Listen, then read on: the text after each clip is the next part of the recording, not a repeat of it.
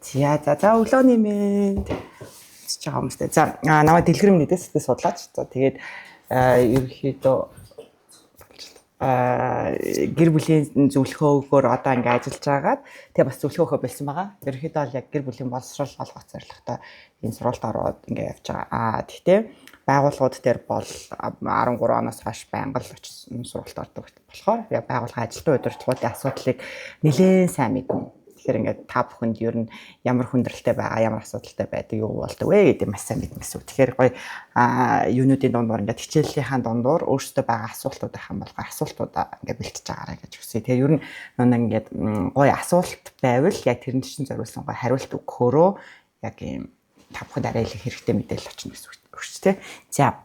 За тэгээд би та бүхэн одоо нэг бодлуудын талаар ярих чаа. За бодол дотроо сөрөг бодлуудын талаар ярих чаа. За тэгээд сөрөг бодол гэдэг энэ зүйл чинь бол одоо ингээд та бүхэн ч гэсэн ингээд ажил дээр янз бүрийн зүйлийг ингээд үндсэн логикийг ойлгох юм бол тэр чинь яаж ажилтдаг гэдэг нэг ойлгомжтой болчихсон шүү дээ. Тэрэн шиг бидний тархин дотор ердөөсөө ийм мэдрэлийн хэсэг гээд мэдээлэл дамжуулж байгаа. За энэ мэдрэлийн хэсүүд маань мэдээлэл дамжуулахдаа үндсэн хамгийн чухал нэг үйл ажиллагаа хийж байгаа нь ердөөсөө хоорондоо цахилгаангууд л ашиглаад цахилгааныг ашиглаад тэр нь бидний хөдөлгөөнөөс ирж байгаа тэр цахилгааныг ашиглан дээрээс нь одоо биологийн одоо химийн элементүүдийг ашиглаад мэдээллүүдийг дамжуулж байгаа гэсэн. Тэгэхээр тэр мэдээллийг дамжуулж байгаа энэ процесс дээр нийтдээ бидний тархинд чинь одоо 350 орчим тэрбум эсүүд байгаа гэж үзэж байгаа байхгүй. Тэр болгон дээр хаана мэдээллүүд илүү их байнгын давтамжтай давтагдж байна тэрийг л бид нар бодож байгаа. Тэр одоо 350 тэрбум эсүү чинь бүгдээр ажиллагаанд орохгүй шүү дээ. Цөөн хідэн л ажиллагаанд орж байгаа. Тэрэн дотроо бүр ингээд таны ажил мэргэжилтэй ч холбоотой, эсвэл байнга боддог зүйлтэй ч холбоотой, эсвэл ингээд яг амьдралын орон зайтай холбоотой тодорхой хэдэн бодлуудаа л бид нар байнга давтамжтай боддог, тэрийг хаал боддог гэсэн. Бусад ихэнх хэсгүүд нь бол ингээд итгэхгүй шинэ юм сурах юм бол хоорондоо мэдрэлийн хэсүүд хоорондоо холбогдно. Шинэ юм сурахгүй бол ингээд байждаг гэсэн. За ердөөсөө энэ хамгийн чухал мэдээлэл дамжуулж байгаа энэ зүйл чинь энэ. Өмнө нь та бүхэн одоо ингээд нэг хийдэг байсан зүйлээ одоо хийхээ болчих юм бол тэд нар чинь идэвхгүй болоод ажиллагаагүй болоод хизээ таныг эргэж ашиглахыг хүлээгдээл одоо шил баг бахтаа нэг хөгжимд орж исэн ч юм уу те нэг спортоор хичээлжсэн бол тэр чинь ингээд хадгалагдаж байгаа мэдээлэл нь гэхдээ цаашдаа ингээд ашиглагдахгүй идэвхгүй болцсон л байгаа тийм гэсэн. Тэгэхээр бидний бодол ердөөсөө цэвэр энэ мэдээлэл дамжуулж байгаа л энэ процесс дээр л явагдаж байгаа. Тэгээ байнгын давтамжтай л үлддэг, давтамжгүй нь бол ажиллахаагүй. За тэгээд энэ тархин дотор ердөөсөө үндсэн явагдаж байгаа. За одоо яг ингээд тархин дотор ямар үйл ажиллагаанууд явагдаж байгаа вэ гэдэг дээр ингээд нэг MRI машинаар энэ төр гараад одоо бол ингээд яг л сансар судлаа шиг юм амар том ингээд шинжлэх ухаан тийм ингээд бид нар бол ингээд ерөнхийд нь за ийм болж байгаа шүү л гэж яриад байгаа болохоос энэ цаана ингээд дотроо өчнөө хуваагц асар том юм ойлголтууд. Гэхдээ би та бүхэнд үндсэн 5 үйл ажиллагааг ингээд харуулчих. За нэгдүгээрт нь бид нар анхаарал хандуулж байгаа. Эргэн тойронд бид нар мэдээллүүдээ 5 мэдрэхүүгээр авч байгаа тийм ингээд хүрх харах сонсох үнэрлэх гэдэг. Тэр 5 мэдрэхүүч яг ерөнхийд нь ингээд чиглүүлээд байгаа юм шиг мөртлөө бид нар бүхэл талаараа одоо 360 градус бүхэл мэдрэлээрээ ингэж мэдээлэл авч байгаа гэсэн. Тэр болгоныг бид нар ингээ анзаарч хардгуу ч гэсэндээ заримдаа ингээ бид нар унтж байхдаа ингээ зүудэлч мөдөлтэй шүү дээ тийм юмдаа санаа зовоод би тэнтгчлээ ингэчлээ гэж зүудэлж байгаа нь шин нанаа тэр бидний мэдрэхүүд ирж байгаа мэдээллүүд дээрээс үүнд бүссэн нэг санаа зовлт ч юм айц ч юм бид нар өөрсдөө ингэж яг ухамсартайгаар бодож хараагүй зүйлсүүдийг ингэж зүүдэнд энэ тэр одоо хооронд нь холбож хардаг гэсэн. Тэгэхээр ерөнхийдөө энэ бид нар хамгийн чухал хэсэг бол анхаарал. За дараачих нь за саяын тэр 5 мэдрэхүүгээр дамжуулж байгаа тэр мэдрэхүүн бүх хүлээн авах үйл ажиллагаанууд гэсэн. За дараагийн 3 дахь нь ой тогтоолт. Бид нэр одоо энэ мэдрэхүүдээр ирж байгаа энэ мэдээллүүд чинь их ихтэй бол ой тогтоолт руу очихгүй. Тэгэж амжихгүй. Эдгээр дотроос ингээд ухамсартайгаар бид нар ингэж нэг юм богино хугацааны ой тогтоолт гэж байгаа. Тэр нь 3 секундын хугацаатай. Тэр нь утасны дугаар тогтоодог ч юм уу одоо UBKB нэг дугаар тогтоодог эсвэл нэг хий нэгний нэрийг тогтоодог ч юм уу тий. Тэгэд тэр 3 секундын дараа ажиллагаагүй болоод эхлэхээрээ тэрний дараагаас бид нар тэр зөндөө олон 3 секундын мэдээллүүдээс алийг нь урт хугацаанд хадгалах вэ гэдгийг бид нар өөрсдөө ч шийдэхгүй. Бидний тарих өөрсдөө шийдэж байгаа. Тэр нь дотроосоо бүр алийг нь урт бүр ингээд гүн насан туршдаа хадгалах вэ гэдгийг дахиад тарих өөрөө шийдэж байгаа. Тэрнээс биш бид нар бас шийдэхгүй гэсэн. Ерөнхийдөө энэ бүх зүйлсүүдийг одоо бидний тарих л ингээд шийддэг тий. За тогтоолт. Тэхүү. Энэ сейф бистэй тэгээд байхгүй. Ийшээ тавтаа. Би ч одоо флаш өртөөс холбоогүй маш удаж байна да. Мах. Тэвээ. За тэгэхээр ерөнхийдөө бол ингээд ярьж л идэх үү.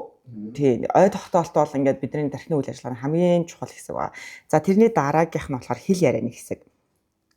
За хэл ярианы хэсэг болохоор яадаг вэ гэхээр одоо бидний нэг энэ хэлж байгаа ухамсараараа яригдчихэж байгаа бүх зүйлсүүд явагдаж байгаа гэсэн үг шүү дээ. Тэгэхээр нэг ингээд нэг дээр үеэс хүмүүс нэг юу яагаад гэдэг шүү дээ. Бид нар ингээд тархины 90% ажилуулдаггүй энэ төргээл яриад байдаг шүү дээ. Тэр юу хэлээд байгаа юм гэхээр бидний тархины үндсэн үйл ажиллагаа чи үрдөөсөө үл ухамсарлах гэсэн үг байхгүй юу? Одоо unconsciousness гэж байгаа үл ухамсарлах.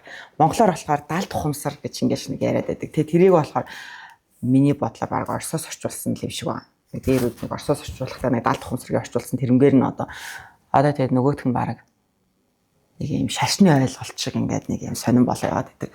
Тэр маань үндсэндээ зөв үл ухамсарлах гэсэн. За тэгэхээр дараа чи бидний хамгийн чухал хэсэг болохоор энэ хэл ярианы хэсэг ба. За тэгэд хэл яриан дээр бас нэг юм сонирхолтой бас ойлголтууд байдаг. Яг одоо ингээд эдгээр чинь ингээд нэг болгоно цааш нь ингээд ярихаараа бүр ингээд өстой таны хэл дээр хэдэн 7 хоногор ярихаар энэ зүйлсүүд болчдаг. За тэгэхээр хэл яриан дээр ийм шингэн оюухан гэж байгаа. Тэр нь юу вэ гэхээр ихэнхдээ хүүхдүүдэд байдаг. Одоо дөнгөж төрж байгаа хүүхдүүд бол ийм шингэн буюу юуг л юуг сурах чадвартай гэсэн. Биднэрийнх болохоор талцсан оюухан буюу одоо яг нэг ой тогтоолтон дээр яг энийг унсан юм дээрээс суурилж ингэж ярьж байгаа оюуханы үйл ажиллагаанууд гэсэн. Тэгээд насны хүрсэн хүмүүсийн хөвчлийн талцсан оюухан дээр бид нар үйл ажиллагаа явуулж байгаа. Гэхдээ одоо нэг хитрхи ингэж сурсан зүйл дээр ашиглаад байхаар бид нарыг ингээд нэг хаяач хамаагүй толгойн дотор юу ч бодохгүй бай. Тэгэхээр орж иж байгаа мэдээллүүд чинь та нарт аягүй хэрэгтэй энэ гэж яриад байгаа шүү дээ. Тэр чинь юу гэхээр шингэн оюухан ажиллах гэдэг байхгүй. Тэрэн дотор чинь хамгийн ингээд шинэлэг бодлууд одоо биднэрт хэрэгтэй зүйлсүүд одоо таны амьдралын асуудлыг шийдэж өгөх зүйл бидний сэтгэл ханамжтай байлгах зүйлсүүд энэ төр байгаа. Тэгэхээр нэг юм хаяач хамаагүй ингээд нэг юм одоо тэр богдуулыг хараад ч юм уу те тэнгэр хараад ямар нэгэн зүгээр навч хараад ингээд зүгээр ингээд одоо бидний хар бол ингээд алсын бараа хартаж ширтэж сухна гэдэг шүү дээ. Тэгж байх юм бол биднэрт тэр шингэн оюухан ашиглагддаг гэсэн. За нас бурах тусам талцсан оюухан дээр ажилланаа. Тийм учраас ер нь бол энийг байнга ажиллуулж байгаа хэрэгтэй. За хамгийн сүүлийнх нь бид нар яриад байгаа зүйл болохоор бодол байгаа. За тэгээд ердөөсөө бодол бол одоо бидний ихэнх тархины үйл ажиллагаа цэвэр үл ухамсарлах хэсгээрээ явж байгаа. Бид нар одоо тэрийг ухамсартайгаар мэдээд за би энийг мэдэрч байгаа юм байна. За эндээс надад ийм мэдрэмж төрж байгаа юм байна гэж ингээд тархины процесс энийг нэгээр мэдрэх ямар ч боломж байхгүй. Одоо ингээд зарим хүмүүс ингээд би уураа байрч сурмаар байна гэдэг. Тэр уур ямар нөхцлөөр яагаад танд мэдрэгдээд яагаад ингээд таны бие физиологи хэд ууртай болсон байгаа та өөрөө ч ингэж анзаарч мэдэхгүй. Тэгэхээр тэрийг ингээд тархин дотор болж байгаа үйл явдлуудыг ингэж нэг юм ухаант хүний дүрээр удирдах гэж оролдох бол айгүй тийм гинэн зүйл гэж би бол хэлнэ. Зүгээр тэрний оронд яг энэ ухамсарт байгаа бодлууд дээрээ л одоо ажиллаж чадах нь бидний баг хамгийн хийж чадах ингээд наад захын зүйл. Тэрнээс бидний ихэнх ингээд одоо зүйл чинь аль хэдийн сурцсан зүйл дээрээ дадал дээрээ аль хэдийн үүсцэн бие хүний онцлог дээрээ явж байгаа гэсэн. За тэгэхээр ингээд тэр ихэнх 90% ч нь бол үл ухамсарлах хэсэг дотор явж байгаа бол бидний бодол гэдэг чинь ухамсарт хэсэгт явж байгаа. Тэгэхээр энэ ухамсарт хэсэгт явагдаж байгаа одоо бидний хамгийн байрч авч чадах зүйлсүүд л энэ бидний бодлууд гэсэн. Тэгэхээр энэ бодлуудад маань бол одоо хамгийн ингээд хүмүүсийн мэддэггүй айгаад байдаг нэг зүйл болохоор миний юу бодож байгааг хүн мэдчихвэ дээ гэд ингээд айгаад байдаг шүү дээ. Одоо ингээд гэнт хэрэгтнүүд чинь ер нь бүхэл хүн тийм ингээд сэтгэл судлаач дээр чинь хуульч дээр ч байгаа адилхан бүгдээрээ л ер нь миний бодож байгааг мэдчихвэ дээ. Та миний бодож байгааг мэдэж гэнэ үгээ дандаа тэгж айдаг. Тэр чинь юу гэхээр гаднаасаа харагдаж болно гэж боддог. Бодлын хамгийн онцлог зүйл болохоор хинч мэдэх боломжгүй. Бүр ингээд ямар ч тэрийг ингээд таамаглаа чи яг тэрийг тэгж бодсон штэ гэж ингээд хажууд нь 40 жил болсон хүн ч мэдэх боломжгүй. За тэгээд ингээд бид нэр л зөвхөн ингээд бодож байгаа зүйлээ ярих чадвартай. За тэгээд асуудал гаргаж шийдвэр гаргаад тэр учир шалтгааныг олох энэ гэдэг чинь бүгдээ энэ уртлын тархины үйл ажиллагаанд явагдаж байгаа. Учираас энийг ухамсарт хэсэг гэж байгаа. Тэгэхээр уртлын зөвхөн одоо яг энэ хэсэгт л тийм чадвар байгаа өөр амьтдад ямар ч тийм чадвар байхгүй. Одоо бидний хойдлын хэсгийн төр бол бусад хэсэг бол тэр чигээр үл ухамсарлах буюу одоо тэгээд бид нар өөртөө ямар ч удирдлаггүйгээр хийгдэж байгаа зүйлсүүд гэсэн. За бодол дээр одоо сөрөг бодол дээр ялангуяа за эерэг бодлууд бол ингээд бид нар бас өөртөө эерэг бодлууд дээр бид нар нэг ач холбогдол өгдөггүй. Хүмүүс ч нь бол ерөнхийдөө нэг юм муу асан дээр илүү анхаарал хандуулаад идэв шүү дээ. Алдаа гаргасан дээр илүү анхаарал хандуулдагтай яг адилхан юу буруу бодож байгаагаа л ингээд санаа зовоод байдаг болохоос юу зөв бодож байгааг нэг санаа зовдгоо. Тийм болохоор сөрөг бодлуудын үндсэн хоёр хэсэгт хувааж байгаа. бидний санаа зовоод байгаа хоёр зүйлс. За нэг нь болохоор ийм халдлагатай бодлууд гэж ингээд одоо гаднаас гинт халдаж орж ирдэг гэсэн. Бидний бас дахиад удирдлага байхгүй. Хоёрдугаарт нь өөртөө бий болдог. За тэгээ энэ дэр нэг ингээд за энэ бодол маань юм байна гэдээ бүр амар бодол дээр ач холбогдлохоос илүү зүгээр ерөнхийдөө хүн болгонд л ийм бодлууд байд юм байна. Гинт ингээд одоо нэг юм гэрлэн тохионы доор зогсчихэд яана ингэжсэн чинь машин хүрээд ирээд өмөрч байд намаа тий. Ингэжсэн би гинт ингээд улаан гэрлэр орчвол яана ч юм уу тий.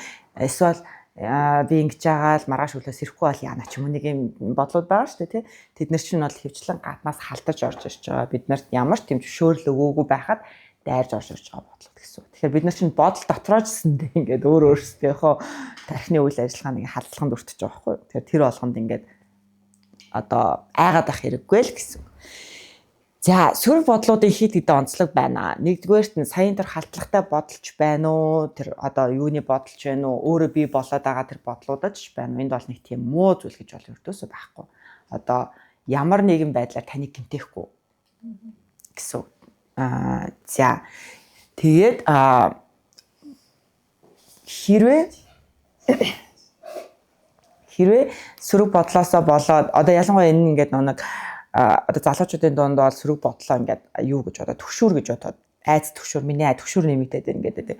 Тэр чинь төгшүүрээсээ илүү сөрөг бодлуудаа зогсоож чадахгүй байна гэсэн үг байхгүй. Тэгэхээр тэр маань нэмэгдээд ингээд эхлэх юм бол өдөр тутмын амьдралд одоо ажиллаж чадхаа болно. Тэ нөгөө нэг юма бодсороо. Одоо жишээлбэл сөрөг бодлууд тэг шууд холбоогүй ч гэсэн нэг харын нэг мэдрэмжүүд байна шүү дээ. Харын мэдрэмжүүд би хүний онцлогоор ч юм уу илүү байлаа гэхэд тэр чинь ингээд сөрөг бодлуудаа бас үүсгэж байгаа байхгүй.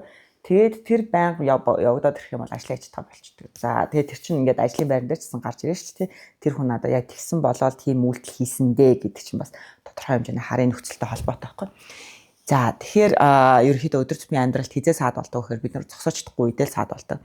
Ямар ч хяналт авахгүй автомат үйл явдлаа. Тэгэхээр энийг ингэж удирдах гэж оролдоод уура болохоос өмнө зогсоо энэ төр гэж оролдох бол ямар ч тийм боломжгүй. Зүгээр харин ямар нөхцөлд миний бие физиологи уурж хариултал үзүүлдэг вэ? Хизээ миний сөрөг бодлууд хамгийн идэвхждэг вэ? Завтай болохоор идэвхжээд байна уу? Зам болохоор идэвхжээд байна уу? Тэг ямар нэгэн адилхан нөхцөл гарч ирэхээр идэвхжээд байна уу? Тэг ингээд гадаа гарахаар идэвхжээд байна уу? Олон хүн харахаар идэвхжээд байна уу? Одоо настай хүн харахаар идэвхжээд байна уу гэдгээ зүгээр тэр өдөөгдөж одоо бие физиологи өдөөгдөж байгаа үед л анзаарна гэхээс биш тэгж өдөрт нь сэтгэл хөдлөлөө өдөрт энэ гэдэг юм бол байхгүй. Тэр чинь сэтгэл угаасаа хөдлөх ёстой. Зүгээр ямар хөдөлгөөн дээр байна вэ? Одоо минийх яг юм баяр баясгалан дээр байна уу? Хар дээр байна уу? Гуниг дээр байна уу? Уйтгар дээр байна уу? Одоо тэг юун дээр байна гэдгээ зүгээр олох ёстой болохоос биш өдөрт нь гэж барал байхгүй.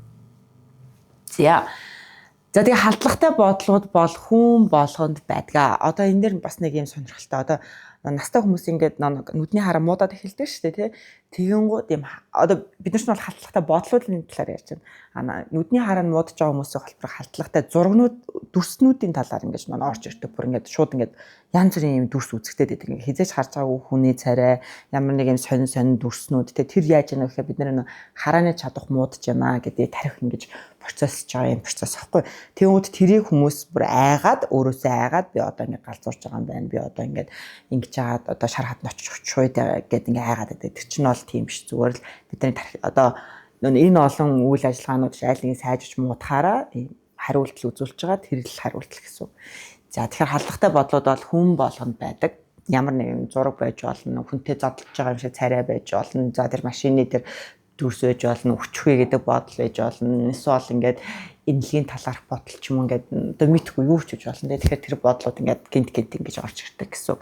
Заримдаа юм нэг одоо хүн ингээд зочих үед ч юм уу тэгчүүл би ямар тайвшрах үед гэдэг ч юм ингээд тийм бас бодлууд байдаг. За одоо нэг ер нь сөрөг бодлууд юутай маш их холбоотой вэ гэхээр бидний бие хүний онцлогтой ер нь өөрийнхөө ихтгэл үнэмшилтэй маш холбоотой. Одоо би хэрэг сайн хүн гэж бодох тусам ер нь бол сөрөг бодлуудыг нэг хатлаганд өртдөг. Би ерөнхийдөө л миний амьдрал бол ерөнхийдөө сайн өрнөх ёстой гэдэг нэг юм нэг үндэсний юм байдаг шүү дээ хүмүүс. Би бол сайхан л амьдран.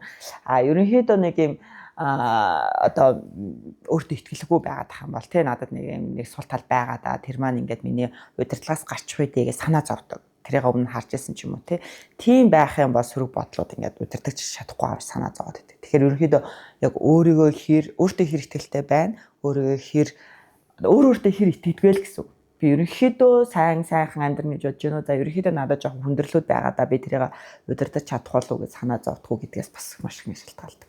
Тэгэхээр одоо тэрнтэй бас холбоотой байна.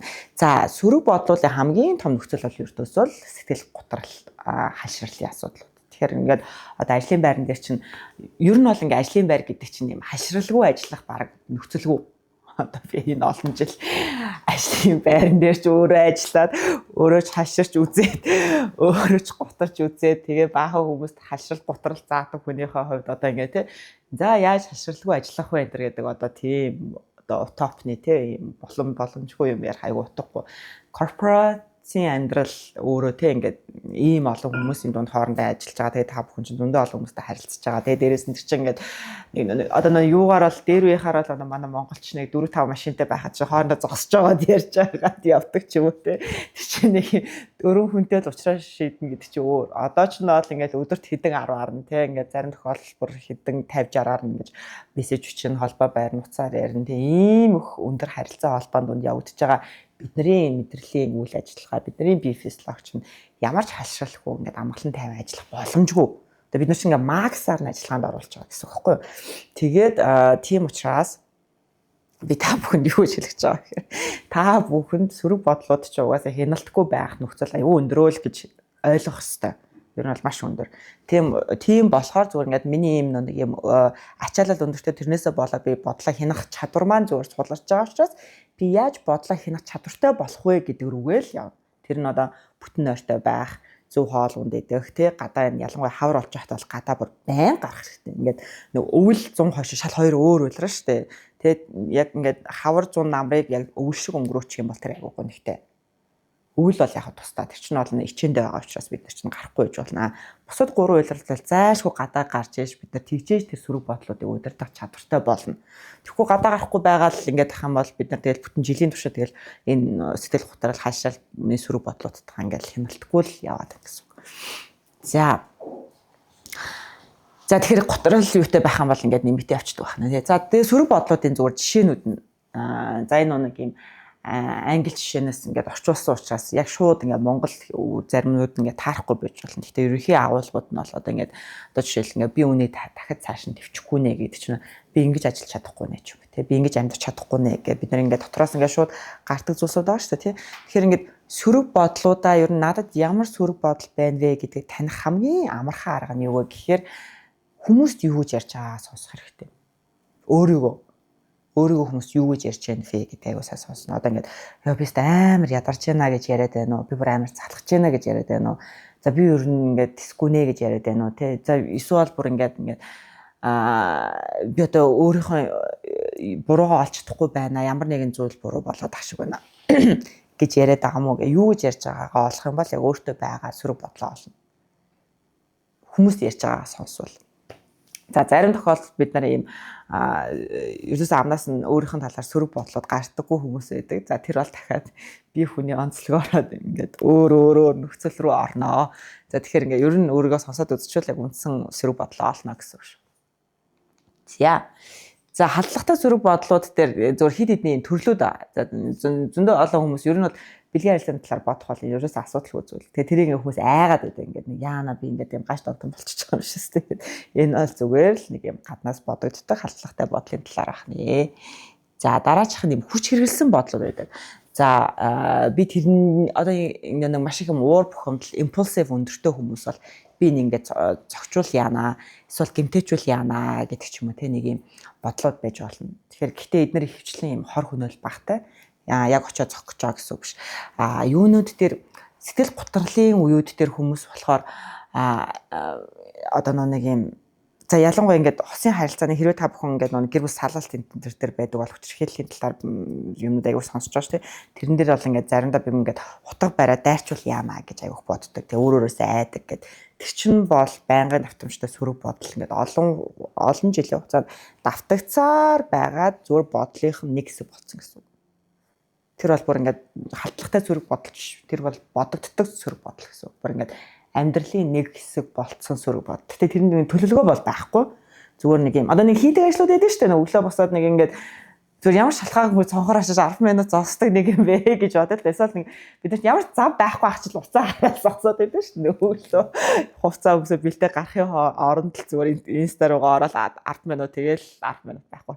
Тэр шиг нэг ингээд зүгээр бодоод сурцсан үйлдэл гэсэн бодол гэсэн үг байхгүй. Одоо тэр ингээд утга бариад дайрчвал яанач тийм уусаал би саний тэрийг ингээд боломж нь гараад яг ингэж хэлэндэ гэдэг нэг юм тавтамжтай бодлоо. Одоо зарим тохиолдолд ингээд хадам ээж аавыгаа дургуун хүмүүс энэ төр бол тэр үед тест тэгэлчихгүй яасан ингээд бүр 15 жилийн өмнөхөө бодоол гэдэг ч юм уу тий.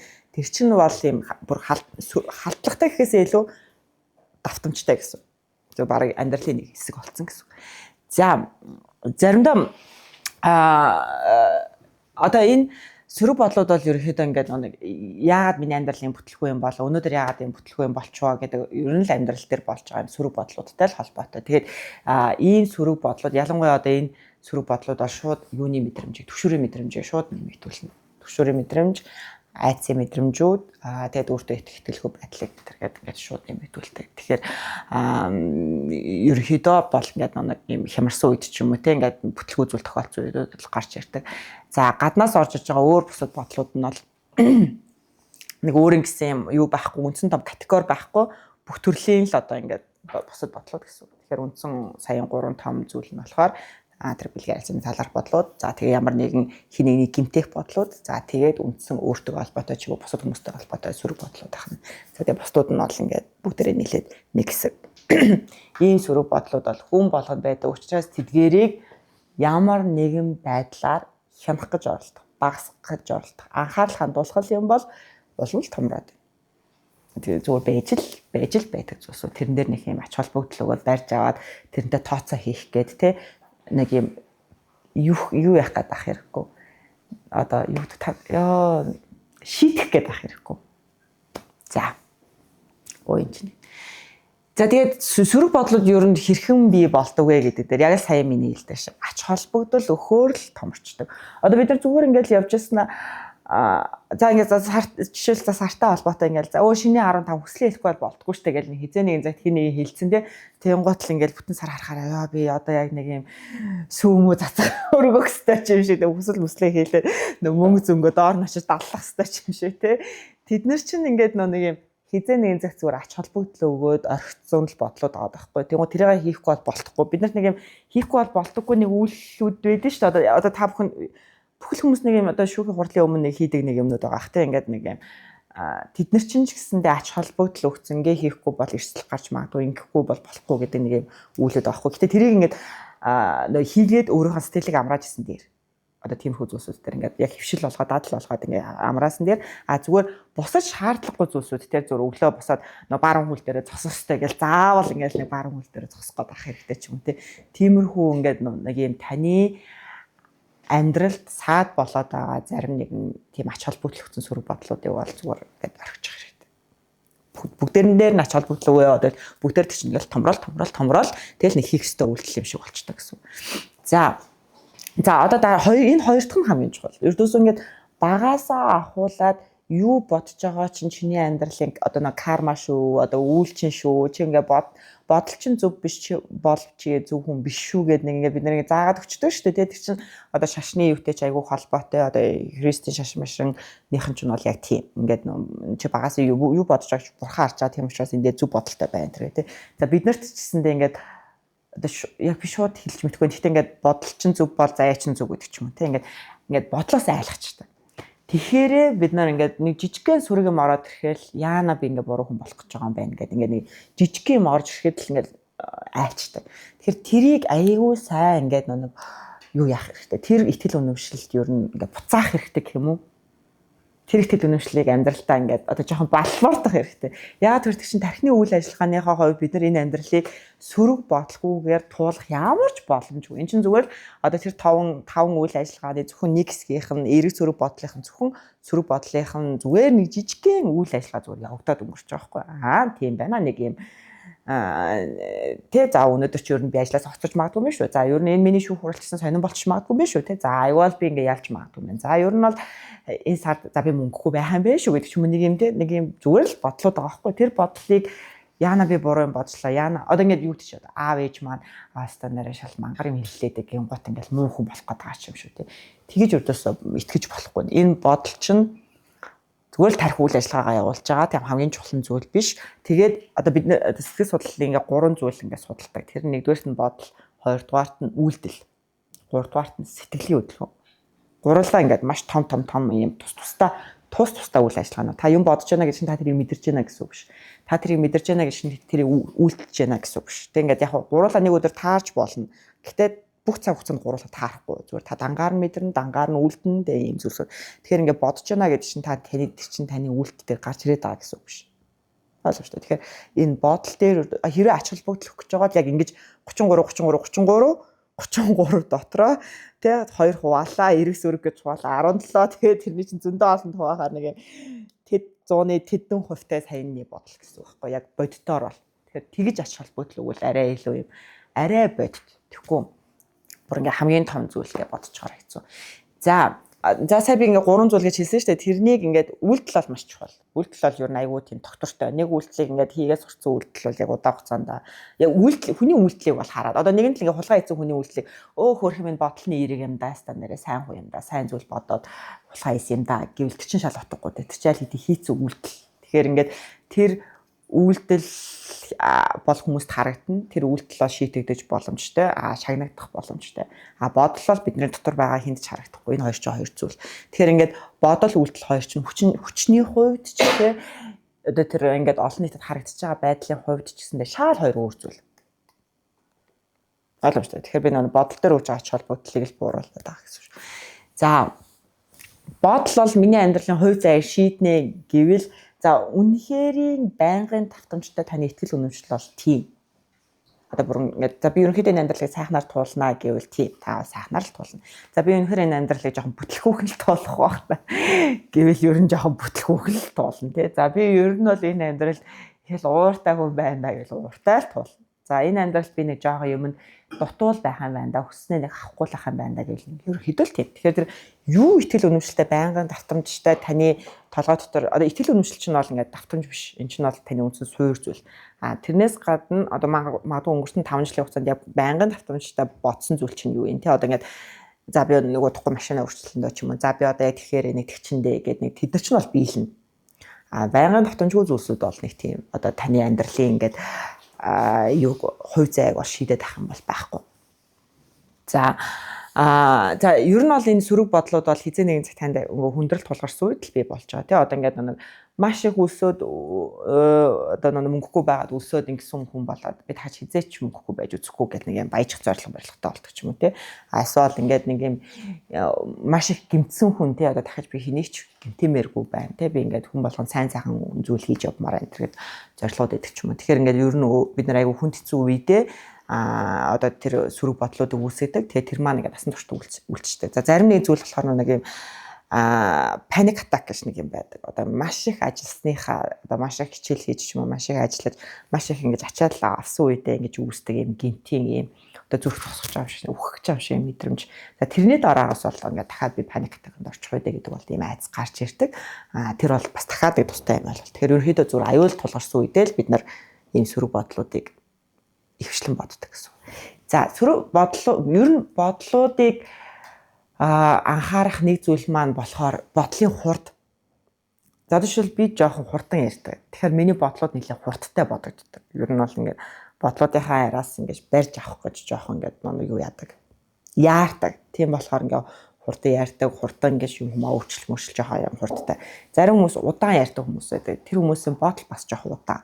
Тэр нэг бодол дээр илүү ач холбогдол үүж ингэж удаан хугацаанд барьж ингэж ярьдаг гэсэн. Тэгэхээр юу хэр хурдан бодож хэр удаан бодож байгаагаасаа бас юм бодлууд аюу хурдан өөрчлөгддөг. Одоо минийх бол эерэг бодлууд нь ч хурдан орж гарна, сөрөг бодлууд нь ч хурдан орж гарна. Удаан ярьдаг хүмүүсийн бол эерэг сөрөг бодлууд нь бас удаанаар бодогдно гэсэн. Тэгэхээр энэ хурд маш чухал. Тийм болохоор сэтгэл готролтой үедээ ч юм уу одоо айц төгшөрөө үед яг бодлууд удаашруулах хэрэгтэй болчтой.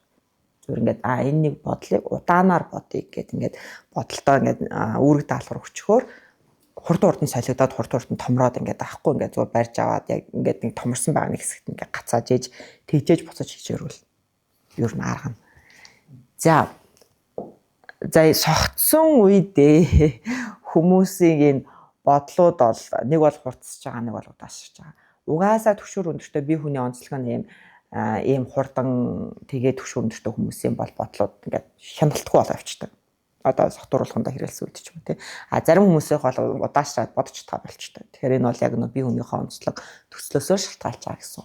За нойргүй байгаа үед энэ бодлууд бас удаашрж хурцсана. Нойргүй үед бол сөрөг бодлуудаа бас хянах ямар ч шалгуур. Тийм учраас нэг хамгийн ядарсан үедээ хүмүүс хамгийн хэрэггүй юмнууд боддог. Ингээд нэг дараа нь ингээд би тэр үед тэгж шалгахгүй бододсон. Ямар ч бодит биш байсан байж та гэд боддог. Тэр нь бол яг ядарсан үедээ нойргүй байгаа үед гэсэн. За бодлынхаа хурдыг ер нь өөрчлөөд бодлынхаа хурдан дээр ингээд удаашруулж сурах юм бол одоо тэр өөрийнх нь зан аашаа өөрчлөх боломжтой. Жохон амьсгал аваад тэгээд удаанаар ингээд яриад эсвэл удаанаар бодоод удаанаар ингээд эхлэхээр ерөнхийдөө бол нэг тэр төвшөрөөд эсвэл сөрөг бодлууд ингээд яг барьж авах юм боломжууд гарч ирдэг гэсэн. За хурдтай бодлууд яг идэвхтэй болгодог ч гэсэндээ нөгөө талдаа бас ингээд сөрөг бодлуудыг ч гэсэн адилхан хурдсадаг. Тэгэхээр одоо нэг орчин үед бол ингүүл аюу зүгээр. Одоо би бол та бүхэнд ингээд бодолчин таныг автоматар хааш нь авч явдаг вэ гэж яриад штэ. Хааш нь авч явдаг вэ. Тэрийг та бүхэн удирдъя гэж бодвол ямар цаг хугацаануудад алийг бодох вэ гэдэг ингээд цаг гаргачвал аюу зүгээр. Бүр ингээд яг цаг гаргачвал зүгээр. Одоо ингээд та ингээд аюу завгүй ингээд гисэн чинь ингээд тэнд нэг юм нэг хин нэгний талаарх ингээд сөрөг бодол ингээд нэг хаалганы гадна байгаа л штэ. Ингээд таны хизээ завтаа болох юм хүлээгээл байгаа л юм гэж бодё. Одоо нэг ажилтай холбоотой ч юм уу хин нэгний хэлсэн үг ч юм уу те ингээд нэг юм одоо таны одоо нэг юм тулах хэвээр нэг асуудал ингээд байж л юм гэж бодё. Тэгээд тэрийг ингээд хойшлуулаад дараачихаа ажлыг хийгээд завгүй байжсаас за би яг тэрэн зориулсан 30 минут гаргачих. Ингээд нэг юм өдөртөө нэг удаа те тэр яг өдөрт холбоотой нэг тулах хэвээр 30 минутын сөрөг бодол эсвэл 15 минутын сөрөг бодлын цагийг гаргаад ингээд нөгөө нэг олон бодлуудаа зүгээр оруулж ирээд юу байгааг нь хаарчих хэрэгтэй. Тэгээд тулж чадхаас нь ахуулаад за яг энэ нэг сөрөг бодол за тэр хүн намайг чи юу хийж чаддгийг гэж хэлсэн. За би тэрнийг задлж үзээ тий. Ингээд яг энэ үнэхээр бодит биш шүү тий. Тэр хүний хэлсүүг нь би яагаад ачлалгдлаа да. Яа би энэс айгаад байгаа мó? Эсвэл би итгэж үнэмшээд байгаа мó? Эсвэл би энэс болоод те ямар нэгэн муу зүйл болчихгүй гэж санаа зовоод байгаа мó? Юу болоод байгаа ингээд яг тэр бодлуудаа ингээд оруулаад нэг сайхан ингээд бүгдийг бодитоор задлж үзээд тэгээд ингэчээр хаалганы гат ингээд хүлээгээл хөөж одоо завтаа болчих юм гээд ингээд авахгүй дараагийн хаач руу ингээд чөлөөт ингээд орчдөг. Тэгэхээр ер нь бол нэг юм дуртайгаар нь ингээд бодлуудаа дагаад гүөх биш цаг гаргаад ингэчвэл за тэгвэл ч яг жих удирдах гэж байна гэсэн. Тэрнээс биш бодогдсон байгаа бодлыг за одоо бодхоо боловлчих гэж тийм баллуурт нь гэж бол байхгүй зүгээр айл хэсгүүдийг нь орж удирдах вэ гэдэг л нэг тийм ба. За бодол бол ингээд одоо тэр бодол дотор байгаа зүйлүүдээс үл хамаарсан ингээд бодлын хурд бол ингээд өөрөө тусдаа хийдэг зүйлсүүд. Одоо та юу бодмоор байгаагаас ч юм уу ямар асуудал шийдмээр байгаагаас ч үл хамааран өөрөө ингээд зарим хурдтай бодогддог, зарим удаанаар бодогддог. Тэгэхээр ингээд аль сэдвийн бодлуудыг хурдан бодоод байна, аль сэдвүүдийнх нь удаан бодож чадчихээн ингээд сэдвээр нь бас ингээд ангилж болно шүү. За тэгээд орчин үед одоо хүүхдүүдийг энэ тэнд ингээд очиод ингээд харах юм бол ингээд манай ганцхан Монголд байгаа мөнгө мэдэхгүй. Ямар ч Монгол хүүхдүүд бол өсвөр насны хүүхдүүд бол ийм утасгүйгээр хичээл хийж чадхаа болсон байлээ. Дандаа ингээ утсаа ингээ хажуугаар ингээ хаарч ингээ даалгавар байдаг. Одоо жишээл Малайзад бол 10 жилийн хүүхдүүд бол утас хэрэглэдэггүй. Тийм болохоор ингээд нэг хичээлдээ очихоор утас хэрэглэдэггүй. Тийм болохоор ингээд нэг юу анхаарлаа удирдаас сурцсан байдаг. Ингээд хүнтэй юм ярихаар утас харахгүйгээр хүнтэй юм ярьж чаддаг. Одоо Вьетнамд ч гэсэн тийм. Ер нь бол ингээд 10 жилүүд бол утас хэрэглэдэггүй учраас анхаарлын удирдлага аягүй сайн. Манай Монгол хүүхдүүдтэй бол байхгүй. Айл хийдэ алдцсан. Бид нар ингээд нэг утас хэрэглүүлээ сурцсан учраас одоо ингээд одоогийн 10 жилийн бүх хүүхдүүд амьдралынхаа туршид утас хэрэглэж амьдрна гэсэн үг. Одоо ингээд нэг юм зэрэгцүүлж амьдрна. Өөр ямар ч тийм сонголт байхгүй. Одоо бидний хувьд бол ингээд тийм биш байсан учраас ингээд арай ингээд хянаж чаддаг гэсэн үг. За одоо миний нэг ажлаа 15 минут за утсаа үзэх 5 минут гэдэг одоо нас нөрсөн хүмүүс одоо удирдах чадна. Технологийн өсвөр насныхан бол одоо ингээд айл хийдэн тэр чадвараа ингээд алдцсан. Чин сургуульд орсон цагаас ахуулаад ингээ байхгүй болгочих жоохгүй. Тэгэхээр энэ бол угаасаа л бидний сөрөг бодлыг хамгийн их ингээ өндөр түвшинд байлгана гэсэн үг. Тэр чинь нэг сошиал медиас ирж байгаа ингээ айц төвшөөртэй ингээ нэг дарамтнууд за тэгээд янз бүрийн сэтгэлийн хөдөлгөөнүүд чинь бол ингээ хяналт авахгүй шүү дээ. Тэгэхээр тэрэн дээр бол одоо өсвөр насны хүүхдүүд насанд хүрсэн хойноо маш их юм сөрөг бодлын дундуур л ингэж амьдрал. Харамсалтай надад. Тийм байна. За сөрөг бодол дээр бидний сөрөг бодлуудыг нэмэгдүүлдэг зүйлсүүд юу вэ? Хамгийн ихнийх нь кофе. Та бүх өдөрт хэдэн кофе ууж байна да? Хоёр. Тэрнээс илүү байна уу?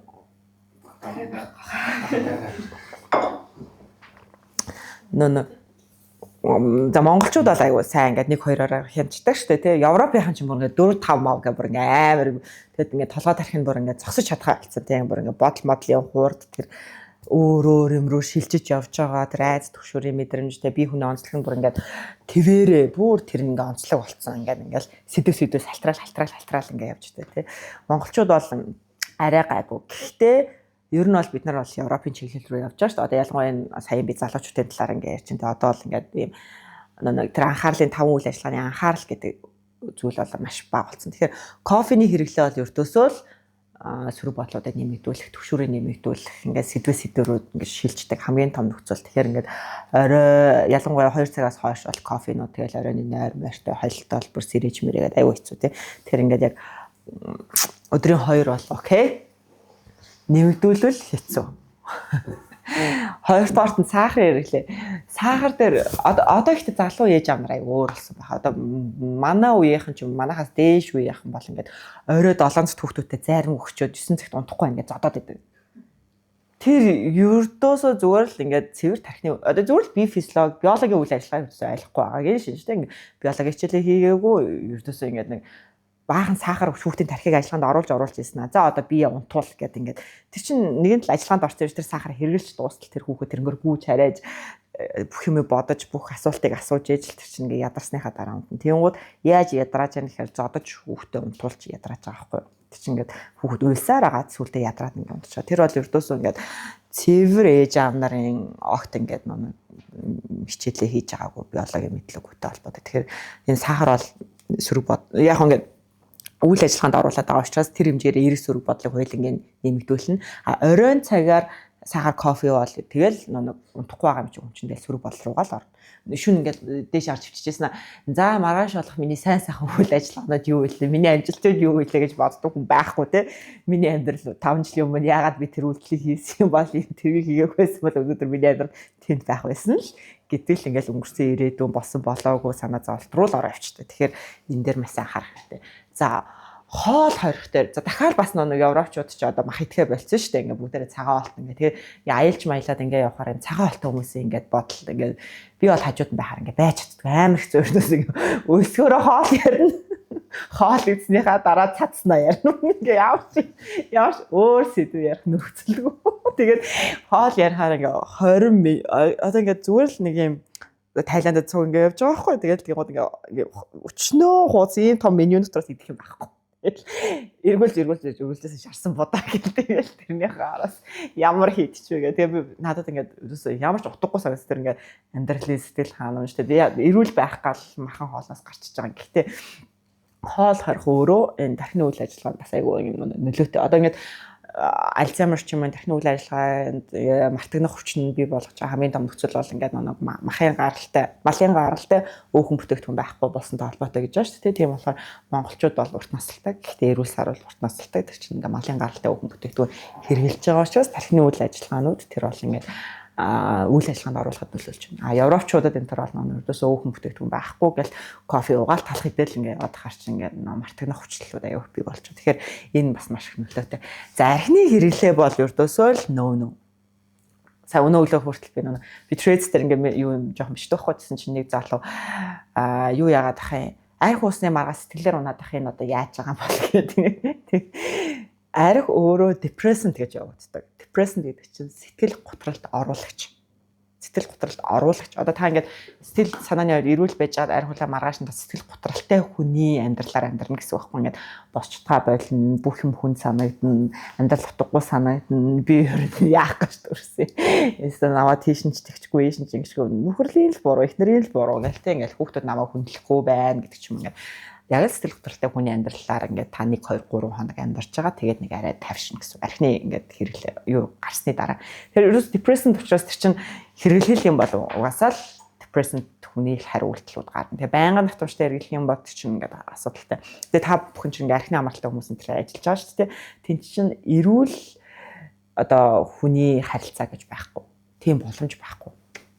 Тэгээ тийм болохоор нэг архины амралтай хүмүүстэй амьдарч байгаа хүмүүс чинь ингээ 2 хүнтэй амьдарч байгаа юм шиг байдаг гэж ярьдаг. Тэгээ тэр чинь бол яг л архины хэрэглээтэй үедээ архин биенээс нь гарсан үедээ гэдэг 2 бие хүний онцлог авч байгаа. За мэдээлэл бол бид нарыг ойлгомжтой сөрөг бодлуудад авчирч байгаа. Одоо ингээд сэтгэл одоо ингээд бодлын талаар яаж байна, үйлдэлийн талаар яаж байна, сэтгэлийн хөдөлгөөний талаар яаж байна шүү дээ. Тэгээ бид нар ингээд ер нь 80 орчим төрлөөс сэтгэлийн хөдөлгөөний мэдэрч чадна. Сошиал медиа дээр хамгийн их үзэлттэй байдаг сэтгэлийн хөдөлгөөнүүд энэ 80 сэтгэлийн хөдөлгөөнөөс дандаа сүргүүднэ. Одоо талн гэх юм бол 40 орчим гэх юм бол дандаа л бид нар тэрнийг л авч байгаа. Ингээл зөвхөрлийн мэдрэмж, уйтгарын мэдрэмж, харамслын мэдрэмж, санаа зовлтын мэдрэмж тэг ингээл дандаа л болохгүй. Одоо ингээд хин нэгэнд ингэж яана гэдэг ийм өрөвдлийн мэдрэмж хөөрхийн хүний амьдрал ингэж үдэ. Тэр чинь л дандаа хүний анхаарлыг татж байгаа учраас хамгийн хүзэлттэй. Тэгэл тэрийг дагаал үзээд ах юм бол тэр мэдээлэл болгоноор чинь бид нарт чинь ингээд бодол төрж байгаа гэсэн үг шүү дээ. Тэгээд эцсийн дүндээ бид нар чинь ингээд би юм нийгэмд амьдарч чадахгүй дээрээ тулах чиглэл рүү явж байгаа гэсэн. За тэгэхээр мэдээллийг бол маш сайн хинж авахгүй бол нэгэн л одоо Facebook руу орсон бол бид нар Facebook-ыг удирдсан. Ямар ч тийм байхгүй. Одоо сошиал медиаг би удирдсан гэдэг тийм хэзээч байхгүй. Бид нар зүгээр удирдагдана л гэж байгаа. За дараач нойрны дутагдал. За тэгээ нойрны дутагдaltaй үедээ та томоохон шийдвэр гаргах гэж оролдох хэрэггүй. Тэр бол ердөөсөө байж болохгүй зүйл. Ингээд амар том амьдралын ингээд одоо зээлэх гэж байгаа ч юм уу. Тэгээс бол ингээд ямар нэг юмтай ойлголцох гэж оролдож байгаа. Асуудал ойлголцох гэж оролдож байгаа. За тэгээ томоохон шүүх хурлуудынхаа өмнө ч юм уу. Тэ ингээд ердөөсөө л өмнөх өдөр нойргүй байх юм бол тархины чинь суур үйл ажиллагаа ердөөсөө л ажиллахгүй гэсэн. Тэгэхээр ингээд та хичнээн ухаантай ингэж байж болно. Зөв ерөнхийдөө хийгээс сурцсан юмараа л хийнү ажиллана уу гэхээс биш бүрэн бүрэлдэхүүнээр ажиллахгүй. За сошиал медиа дээрээс маш их харьцуултууд орж ирдэг. За ингээд тэр хүн зугаалалах юм би яхаараа тэгдэг. Тэр хүн тийм гоё байшаа авчаад ах би яхаараа тэгдэг тий. Тэр хүн ингээд ийм гоё одоо харагдаад ах чи би яхаараа тэгдэг. За ийм байна. За дараачих нь энэ одоо та бүхэн ямар юм мэдэхгүй байна. Хүмүүс ингээд толгоо өвдөд байна гээл ийм ухаа яваад байдаг хүмүүс. Тэр хүмүүс юу хэрэглэхгүй байгаа. Уус уудаггүй. Толгоо өвднө гэж шум уус дутагдаад байгаа гэж шинж. Монголчууд аягүй сонио ердөөс уус уухгүй мөртлөө юм уухад дээ. Вэж болохгүй. Тэр ердөөсөө шингэн дутагдчих байгаа учраас толгоо өвдөж байгаа шингэн дутагдчих байгаа учраас би чинь ингээд нэг юу яаж байгаа. Янгинж байгаа тий ингээд нэг булчин хүмүүс чинь татаж матаад байгаа чинь шингэний дутагдал. Тэгэхээр эхлээд усаа учих тэгээд дараа мөрөмлөр хүндэл эмч үчээд байна. За хөдөлгөөнгүй байдал бол ердөөсөө бидний сөрөг байдлын одоо бодлуудын хамгийн том нөхцөл. Одоо нэг юун дээр хүүхдүүд дээр ялангуяа өвөл олонгууд хүүхдээ зургтны өмнө ингээд байлгадаг шүү дээ тий байлгаж байгаа. Тэгэнгүүт хүүхд зургтны өмнө байхаараа ингээд хамаг булчингууд нь ингээд чангараад ингээд сууж байгаа байхгүй. Тэгэхээр энэ булчин чангарахаараа одоо бидний тэр агун үеэсээ нэг зүйл ойлголт нь юу гэхээр агун үеэсээ хэрвээ бидний булчин чангар бол тэнд ямар нэгэн аюул байгаа бид нар нэг бол тэр аюултай дайтна нэг бол цухтаана гэдэг ингээд бие физиологийн хариулт гэсэн. Ердөөсөө л булчин чангар бол ердөөсөө л тийм. Тэгээд энгийн үед бол булчин чинь сулраад ингээд чөлөөтэй ажиллагаанд орж байгаа шүү дээ. Тэгэхээр хөдөлгөөний дутагдал гэдэг чинь тэрийг яриад байхгүй. Булчингаа чангалаад удаан байгаад тах юм бол бие физиологч нь би аюултай юм байна. Би одоо юутай байлдах ч юм бол юутай байлдах ч юм бол би юунаас сухтах ч юм бол гэж бодож байгаа. Одоо бодож байгаа гэдэг нь бодно гэсэн үг биш шүү дээ. Зүгээр уулах хүмсэрлэгт чинь тийм дохио очоод тэгэл та бол нэг бол дайтах чаа, нэг бол бууж өгсөн. Нэг бол дайтах чаа, бууж өгсөн гэдэг л хоёр үйл ажиллагаа. Тэгэхээр энэ булчингаа суллах ганцхан арга чинь л ердөөсөө тэр гадаа нар марнд явах, алхах, малхах. За бүр амар жим юм дороод өдөржин шинжэн сунаагаад ах наашаа гэхдээ яддаж нар усанд алхах. Тэгэд одоо 40-оос дээш 50-аас дээш насныханд бол ердөөсөө нэг юм эрүүл мэндийнхаа мөнгийг цуглуулахаас илүү булчин одоо хүндийн өргөлтүүд гэж хэлж байгаа шүү дээ. Тэгээд тэр одоо тэрнийг бол бүхэл талаас нь бүхэл мэрэгжлийн хүмүүс ярьж байгаа учраас хийх хэрэгтэй.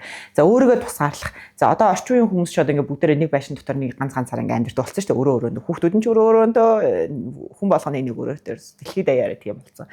Тэрийн тусгаарлал бас сөрөг бодлуудын хамгийн суур. Тэгэхээр аль болох хэрвээ сөрөг бодлоо чинь ингээд хязгаараа алдаад эхлэх юм бол өөрийгөө хүмүүстэй уулзуулах хэрэгтэй. Хүмүүстэй гэхдээ ажлын хүмүүстэйгээ биш шүү дээ. Өө за хүнтэй уулзсан гэсэн гарснаа ажиллаа яриад байдаг чинь биш. Яа найс хүчтэй ч юм уу те эсвэл хоббитой болох ч юм уу эсвэл ингээд хүнтэй уцаар ярьдаг ч юм уу. Ингээд ямар нэгэн байдлаар тэр тусгаарлалтаас өөрийгөө гарахгүй бол тусгаарлалтанд өөрийгөө ингээд ганцаараа ингээд байлгачаад за би эерэг бодол бодно гэж бас тийм байхгүй. Тийм ямар ч боломж байхгүй. Бид нэр яг хүнтэй ярилцчихэж тэр яг хүний хажууд байж ш тэр эерэг бодол гэдэг зүйл чинь ирдэг гэсэн. За наргуу газар. Тэгээ би ингээ ялангуяа Монголд амьдарч байгаа юм хүүтэн улс орнд амьдарч байгаа хүмүүс энэ зүр хавар болол нар гараал хийсэн цагаас л гадуур бүр алхах хэрэгтэй бүр машин шимш ерөөсөө маш сайн алхах хэрэгтэй. Тэгжээж бид нар ингээд өвөл нэг одоо тэгжээж бид нар энэ өвлийн туршид хуримтлуулсан сэтгэл готрлаа эмчилж байгаа гэсэн. Тэгэхгүй үргэлжлүүлэл ингэ ч юм бол жилийн ингээл нэг юм бутгагүй юм болоо авчиж байгаа байхгүй. Тэгэхээр тэрийг цуглуулж үрдөөсөө болохгүй дунд нь ингээл сайхан наранд гарах хэрэгтэй. За боловсруулсан бүтээгдэхүүн. Одоо нөгөө би зөвлөгөө өгдөг бат зөв өөрийнхөө нөгөө жишээг ярьж байгаа та бүхэн бас жишээ аваад зөв анзаараарай гэсэн үг шүү. Одоо нөгөө зөвлөгөө өгнө гэдэг чинь өөрөө маш их юм ачаалтай бүр ингээд хүний амьдралаа ингээл хараарсан сонсоол тэгэл тэр амар амьдралын одоо туршид ингээд миний би физиологи ингээд тэр болгоныг үзээ явж байгаа гэсэн үг шүү дээ. Кино шинэл үзээл туулаад хамтдаа ингээл явдаг. Яг тэгэхээр л би ердөөсөө ингээд одоо боловсруулсан бүтээгдэхүүн ингээд хурдан ухраас дээрэс нь ингээд яг идмээр санагдаад бүр ингээд хамгийн болж бүтэхгүй юмнуудыг авч иддэг. Тэгээл маргааш нь нөгөөтөө боловсруулалт дуустал 2 хоног барыг ийм сэтгэл готрлын байдалтай байдаг байхгүй. Тэгэхээр ачаалал нэмэгдэнгууд хүмүүс боловсруулсан бүтээгдэхүүн иддэг. Тэгэхээр нэг бол тэгээ тэрний дараагаас би юг ойлгосон бэ гэхээр ачаалтаа үедээ бүр ингээ огт юм идэхгүй зур ус уугаад одоо нэг мацаг барьчихна гэсэн шүү дээ. Тэр өдрийнх нь 8 цагт мацаг барьчингууд сэтгэл санаа маргаашнаас аюу амар. Тэгэхээр хэрвээ ачаалал өндөртэй байвал их идэхийн хооронд баг мацаг барьсан арай цэвэрхэн. Ингээд би чинь сайхан цэвэрлээд маргааш нь ирүүлнэ гэж байна. Тэгэхээр ингээд яг ачаалтаа байгаа өдрүүдэд ууж идэж байгаа надад аюу сайн хэмчүүл ер нь тэрнээс дараа арай гайгүй. За би энэ дээр амар олон арга ярихгүй зөв нэг чухлуудыг энэ товчон хэлж болж байна. Асуух зүйл байна уу? Ер нь байгаа ойлгоч юу те. Хэр их байх шиг вэ? Айгүй гэдэг чинь ингээд зүрх бодол угаасаа ер нь л хийж орж ирдэг. Тийм. Тодорхой тийм. Хаяа тэр нь жоохон томорчих гот байдаг. Тэр үед юу гэх Тэр үед нь яах вэ гэдэг. Тэр үед яах вэ гэдэг. Аа. За ямар гармаар байна тийм яаж. Аа. Бодлоо ингээд энэ чинь нэр сөрөг бодол шүүгээ нэрлэлчихвэл сайн байна. Тэгэхээр нөө ядаж айхгүй гэсэн үг байхгүй тий. Хүмүүсийг чинь нэг нэрлж чадахгүй байгаа учраас айчиж байхгүй. Өө энэ яг ингээ болгож байгаа юм байна. Би муухан болгож байгаа юм байна. Би өөртөө яах гэж ингээ бодовч чадахгүй. Тэгэхээр нэрлж чадах чинь л баг биш угаасаа л хамгийн ихний алхам нь ингээд нэрлэх нь гэдэг. За хамгийн ихний одоо нэг түрүүнд би ялсан штэ хаалганы чинь гаднаа зөндөө олон бодлуудтай зүг цаг гаргаж байгаа гэдгсэн тий. Тэгэхээр ингээд цаг гаргаад оруулаад ирэнгуут нэгдүгээрт нь энэ бодол үнэн үү? Одоо жишээл ингээд за би чиний ажлаа хийж чадна гэж юу гэдэг ингээд бодол байлаа шүү дээ тий. Тэр ороод ирэнгуут нь за энэ бодол яг үнэн үү? Би үнэхээр ажлаа хийж чаддаггүй юу тий.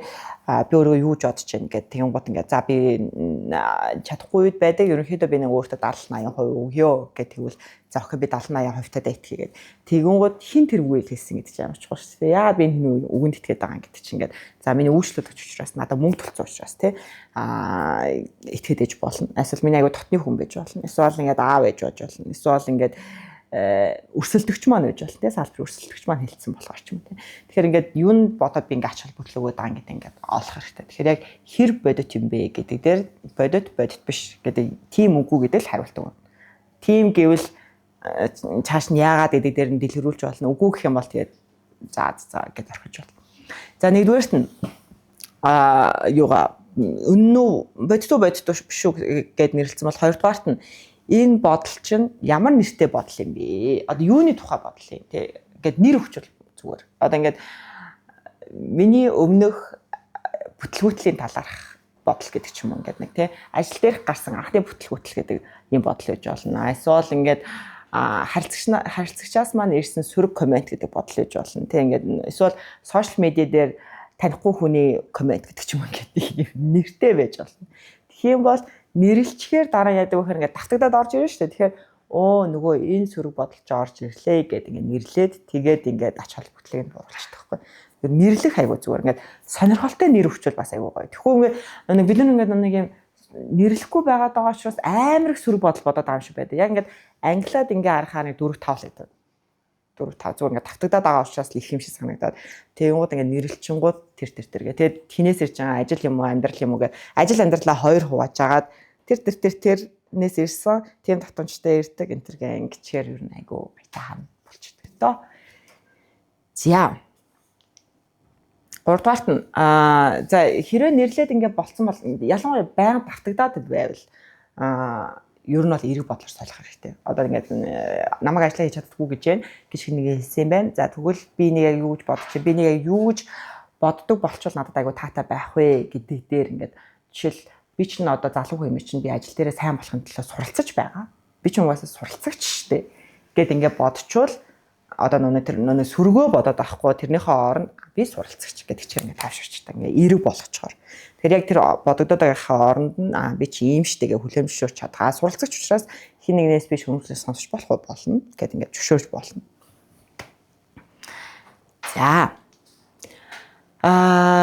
За түрүүний хэлсэнчлэн сөрөг бодол чинь ингээд даваараад ах юм бол нэгээр нь цаг өгөө 15 минут юм уу 5 минут тэр чинь нэг нь л одоо ингээ эерэг бодол нь ч таны бодол сөргөнч таны бодол юм чинь ингээ цаг өгөөл одоо нэг уулзалтын цаг өгдөг шүү дээ гадаа байгаа хүмүүс те тэр шиг ингээ цаг өгөөл явчвал амар. Тэгэхгүй ингээ сөргөөс нь айгаад одоо шүүмжлэл хийх гэж байгаа хүнээ ингээ уулзуулахгүй байгаалахаар нөгөө чинь уурлал улам ингээ ач холбогдолтой болоо нэг амар том асуудалтай юм шиг гэтэл зүгээр яг үнэндээ танаахан чи ямар сони ингээ одоо дараалалаар нь үйлчлсэнгүй шудраг бос шүү гэдэг л гомдол байж магадгүй шүү дээ тий. Тэгэхээр зүгээр цагаа өгч цухтаад ах хэрэггүй гэсэн.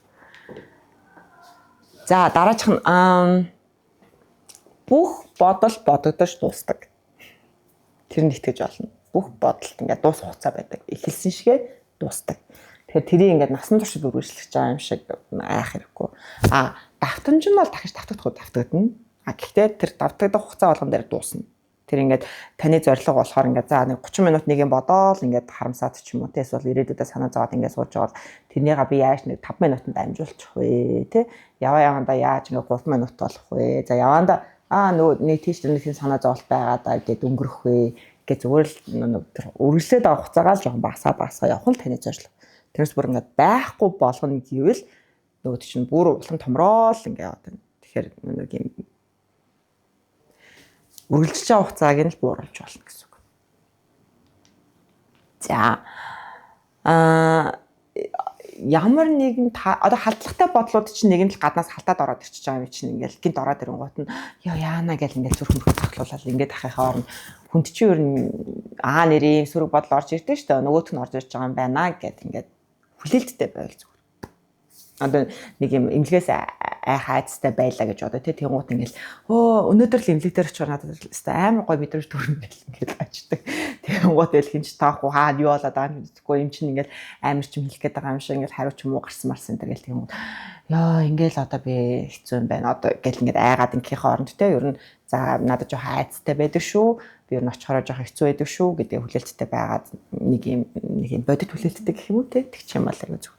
Жишээл бас дээрээс нь нэг төсөө өдрүүдээр нэг амар том хүлээлттэй байж байгаа л тэгэл нас унч юм унаад ах хэрэггүй. Ер нь нэг юм өдөр болгон адилхан хаанч очсон нэг эрэг чинь болж магадгүй сөрөг чинь болж магадгүй гэдэг чинь нэг юм ач холбогдол өдөө зүйлсүүд дээр за бас тааламжгүй ч байж болно шүү дээ. Энд чинь би чинь жил болгоно л нэг иймэрхүү зүйлсүүд болдог гэдэг нэг мэдрэмжтэй байж байна.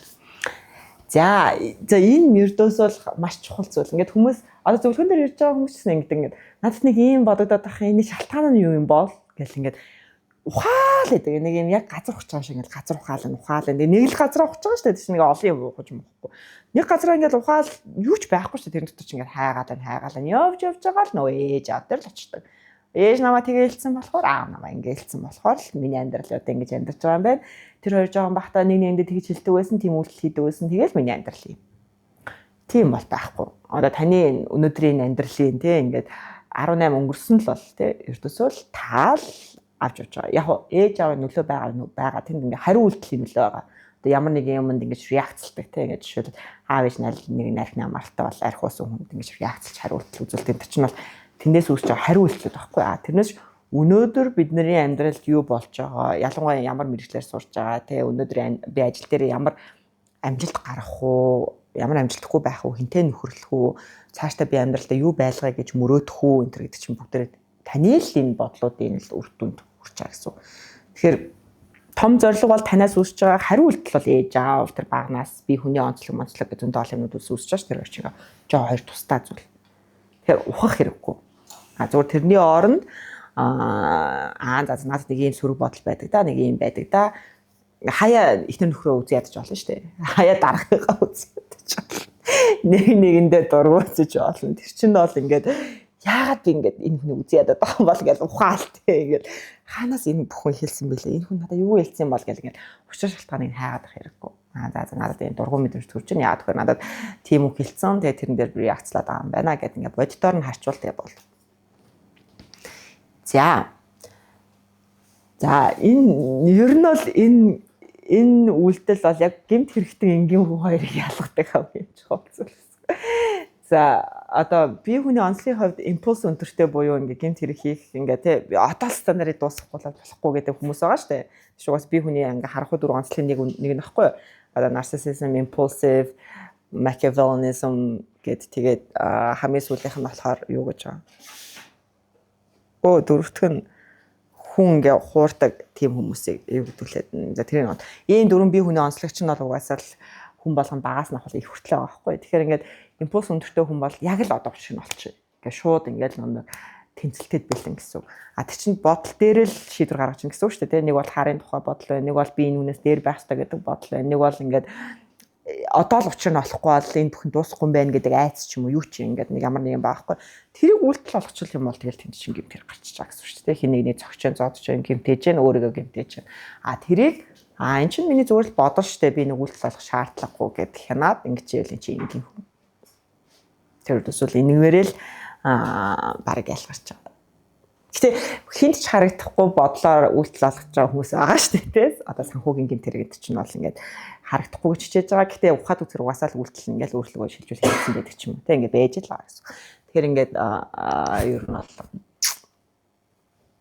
энэ дээр бол ялгаатай ах нэ. За дараачих нь ямар нэгэн сөрөг бодол орж ирэх юм бол одоо биднэрт 3 юм байгаа шүү дээ тий. Одоо нэг нь ингээд за сөрөг байлаа гэдэг хийж нөгөө хоёр нь байгаа шүү дээ. Сэтгэлийн хөдөлгөөн чинь танд байгаа. Үйлдэл чинь танд байгаа. Тэр хоёроо өөрчилж болно. Сэтгэлийн хөдөлгөөн чинь ингээд нэг юм ялагдсан мэдрэмжтэй ч юм уу ёо систем дээр энийг сурахад амар хэцүү байх шүү, хийгээд амар хэцүү байх шүү, дуусгахад аягүй хэцүү байх шүү гэдэг ингэж байгаа бол нэг юм ялтын мэдрэмж авчий гэж сэтгэлийн хөдөлгөөн дээрээ зүгээр ялтын мэдрэмжийг авч болно. Тэр нэг юм тоглоом тоглож биш шүү. Бет тавьж яал. Тэр чинь бол яг сэтгэлийн хөдөлгөөн дээр удирдагдаад араас нь шууд үйлдэл бодлууд ингээд давхцаа авчиж байгаа хгүй. Зүгээр ингээд зөвхөн тэр ялах мэдрэмжнээсээ ингээд нөгөө юмнууд ингээд дагаад гүчиж байгаа тийм. Одоо тоглоомын донтолч чинь бол энэ дээр болохоор зүгээр нэг юм ялтын мэдрэмж чинь бол энгийн штэ нэг юм дуртай юм хийхтэй дуртай амттан авч идэх ч юм уу гадаа гараад эсвэл гадаа гараад алхацдаг ч юм уу эсвэл ингээд өрөөснөө сайхан юм ярьж байгаа хүн л уцаар ирээ залхацдаг ч юм уу те эсвэл нэг юм бүр хийх гээд цаг гаргахгүй байсныг 5 минутын жижигхэн ажлыг хийгээд дуусгацдаг ч юм уу те ингээд нэг энэ хоёр хүн надаас нэг юм асуугаал гэсэн тэрийг би амархан хийчихдэг те за би тэр хүнд ингээд тус болчих болж байгаа мэдрэмж чинь бас ялтын мэдрэмж штэ те тийм болохоор тэгчих болно. За гэх. Тэгээд ялтын мэдрэмж аваад нэг сайхан суу хүнд туслах гоё байсан шүү гэд ингээд сайхан сууж байгаа. Тэгээд тэгэхэд ч л сөрөг бодолж угаасаа алга болчих. За. Миний зөвлөмжүүд юу н хийж болохоор сонсогдож байна уу? Ингийн биз дээ. За. За дараагийн маш энэ ердөөсөө маш чухал. Одоо нэгэнт л хэцүү өдөр болцсон тодорхой тий. Нэгэнт л одоо нэг юм жаа хүндхүү үйл явдал болсон. Эсвэл сөрөг бодлоод ороод ирсэн. Эсвэл та хүнтэй маргалцсан. Хийх шаардлагагүй байсан үйлдэлээ хийцэн тий. Ингээд одоо араас нь ингээд ямар юмнуудаа ингээд цуглуулалтай биш. Нэгэнт хэцүү бол за энэ бүхэн ингээд боддоор болцсон юм байна. За гэхдээ миний өдөр одоо дөнгөж 2 цаг болж байна тий. Оройн 11 хүртэл надад 9 цаг байна. Тэгэхээр энийгээ би ядаж эерэг өнгөрүүлье да. Үлдсэн хугацаагаа эргэжүүлье тий. Үлдсэн хугацаанд би амьдрчий гэд өргөжлүүлж болно. Өөртөө зөвшөөрлөө өгч байна. Тэгэхгүй бид нар ингээд нэг 2 цаг гэхэд сэтгэлээр унсан бол тэр чигээр 11 хүртэл сэтгэлээр унсараа байгаа л хамаг ажлууд нь бүтлгүүтэл ингээд ингэж гээд тийм ч зүгээр шинээр эхэлж болно гэсэн. За за сөрөг бодлууд дээр ер нь бол татамжтай орж ирж байгаа бол тэр нэг юм зарим нэг юм юу байдаг ингээд зав гарахаар л нэг орж ирж байгаа нэг юм өнгөрсний хайр майр яасан гээсэн болсон болоогүй тэр зээл одоо нэг юм ковид үеэр зээл авч маа тэрний хараас өрмөрөө дарах гэж зовсон тий тэрийг яах гэж аавдаа ч юм уу хин нэгэн бидний гомдоосон юм нэг юм гомдлууд ааш нэг хуурсан хууралтууд ч юм уу хэлсэн үг ч юм уу тэгээ ингээд нэг завтаа болохоор л нэг тэдэр нь ороод ирчихдэг тийм болохоор ингээд зарим хүмүүс сөрөг бодлуудаас айгаад ингээд өөртөө зав гаргахаа болцсон байдаг. Тэгэл нэг завгүй л ээжээл ингээд тэр бодлуудаасаа цухтаагаад ч юм уу те. Тэгэхээр тэрний оронд зүгээр ингээд нэг бол сайхан тэр мэдрэмжүүдээ сайхан мэдэрсэн шиг мэдрээд утарсан шиг сайхан гутраад бүр ингээд хууртагдсан бол тэр хууртагдсандаа бүр шалтаа ороод бичээстэн нэрээ хороод тэр хайрын итгэл найдар хэрэггүй хүмүүс төгссөн энэ бүр сайхан тэрийг ингээд боловсруулах хэрэгтэй. Бүр оруулаад гаргаад. Тэгээ тэрнийхээ дараагаас ахвала за мэдэрсэн юм чинь ингээд нэг юм зориулаад байгаа тэр цагуудаа багасгаа явж болно. Сард 30 минут байгаа. Сард нэг цаг ч юм уу сард нэг хагас өдөр байдаг бол за тэр хугацааг ер нь одоо ер нь байлаад нэг орж ирвэл нэг 5 минут бодъё доо гэдэг нэг шийдвэр гаргачихвал ер нь гайгүй болчихно. За эрэг бодлуудын жишээ. За би ер нь бол их сайхан сэтгэлтэй хүн шүү. Одоо нэг юм суур эрэг бодлууд дээр хүмүүс ингээд хаанаас олох гэдэг. Эрэг бодлуудын ингэж нэг өөртөө бий болгоход нэг амар олон хүн ингээл чи мундаа шүү, чи сайн хүн шүү, чи сайхан сэтгэл хүн шүү гэдэг нэг 10 20 хүн хэлмэлсэн нь чухал биш. Зүгээр ингээд бидний хамгийн хайрлах хүндэлдэг хүний ганцхан өгүүлбэр л баг хангалттай. Нэг эмээгээ хэлсэн үг ч юм уу те. За миний охин ч сайн ундаа гэх нэг ганцхан тэгэл болоо. Эсвэл бүр ингээд өөрөө бий болгосон байж болно баг багтаа ч юм уу те. Би ч айгу тусч хүүхч шүү. Би амар олон найзтай би ч тусч хүүхч шүү. Хүүхдүүд надад туртаа шүү гэдэг нэг ганц нэг өөртөө итгэцэн байсан тэр итгэл ч юм уу те. Ингээд юу ч ганцхан тэр байхад л баг болно. Тэгэхээр нэг амар олон газраас ингээд хүн болгон магтуулаад хүн болгон ингээд шагнал урамшуулаад ингээд байхаас илүү бидний хүндэлдэг насан туршдаа хүндлэх те ингээд хизээш өөрчлөгдөхгүй хүний л хэлсэн ганц үг байхад тэр суураа ингээд барай авчихад ер нь айгуу дайггүй. Тэрэн дээрээс бусад эрэг бодлоо ингээ ургуулна. Би чи ерөнхийдөө тусч хүн юм чинь энэ маань ч гэсэн бүтэн шүү дээ. Тэгэхээр чи би чинь бас бүтэлтэй хүн юм байна гэдэг ч юм ингээд нэмээд ингээд эднэрийг сайхан ургуулад явах хэрэгтэй. За тэгээд одоо жишээл миний өдөр ямар онцгүй байна гэх юм бол ингээд за бодитоор ингээ яг харах юм бол 7 хоногийн за 7 хоногийн нэг өдрийн 4 цаг л яг үнэндээ би бүтлгүүттэй бусд нь гайгүй л байдаг шүү дээ тийм ингээд бас дээрээс нь би 8 цаг нь айгүй тийм бүтэлтэй сайхан ингээд амжилттай санагддаг. Тэгэхээр ерөнхийдөө нэг ингээд бодитоор ингээ харах юм бол нэг 5% даа л би бүтлгүү санагддаг юм байна шүү дээ гэдэг ч юм уу яа тэр бодит 7-ныхаа тоогоо гаргаад за тэрний 5% маань л одоо юм байна. За тэгвэл 7-ныхаа эртхэн бүтлгүүт чи зовлонгийн дөрөвнэн дээр ингээ яаж болноо. За энэ хүрээд миний хичээл ерөнхийдөө дуусж байна. Танд асуух юм байна уу? За. Асуух зүйлс байна уу? Сөрөг бодлууд гэдэг яагаад энэ сэдвүүдийг бодоодсэн бэ гэхээр бидний өдөр тутмын амьд ажил нь шүү дээ. Тийм. Өсөөсөө сөрөг бодлыг өөртөө үүсгэх хэрэгтэй байгаа гэдэг байхгүй юу? За гадаад одоо юу гэх юм. За өнөөдөр би шүүх болтой. Гэтэ би хүсэл гаргана. Тэр хүслийг хангахгүй би мэдэхгүй. Хангуул сайн бай. Гэтэ хангаагүй тохиолдолд бамд гарахгүй захимж гардаг учраас шууд хурал үргэлжлээд байна. Энэ тохиолдолд би хуралдаа бэлтгэх хэрэгтэй үгүй юу? Хангачвал уус хурал хайшиж чинь. Энэ бол хамгийн ихэнд байдаг хэрэгтэй.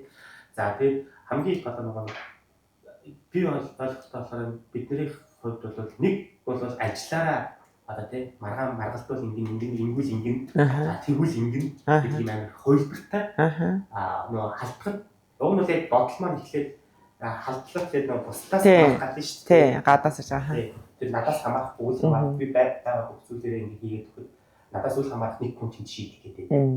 Нөгөө талаас хизээч миний эсрэг тал заримаа зөвхөн нэг эсрэг талтай бол байгаа юм тий.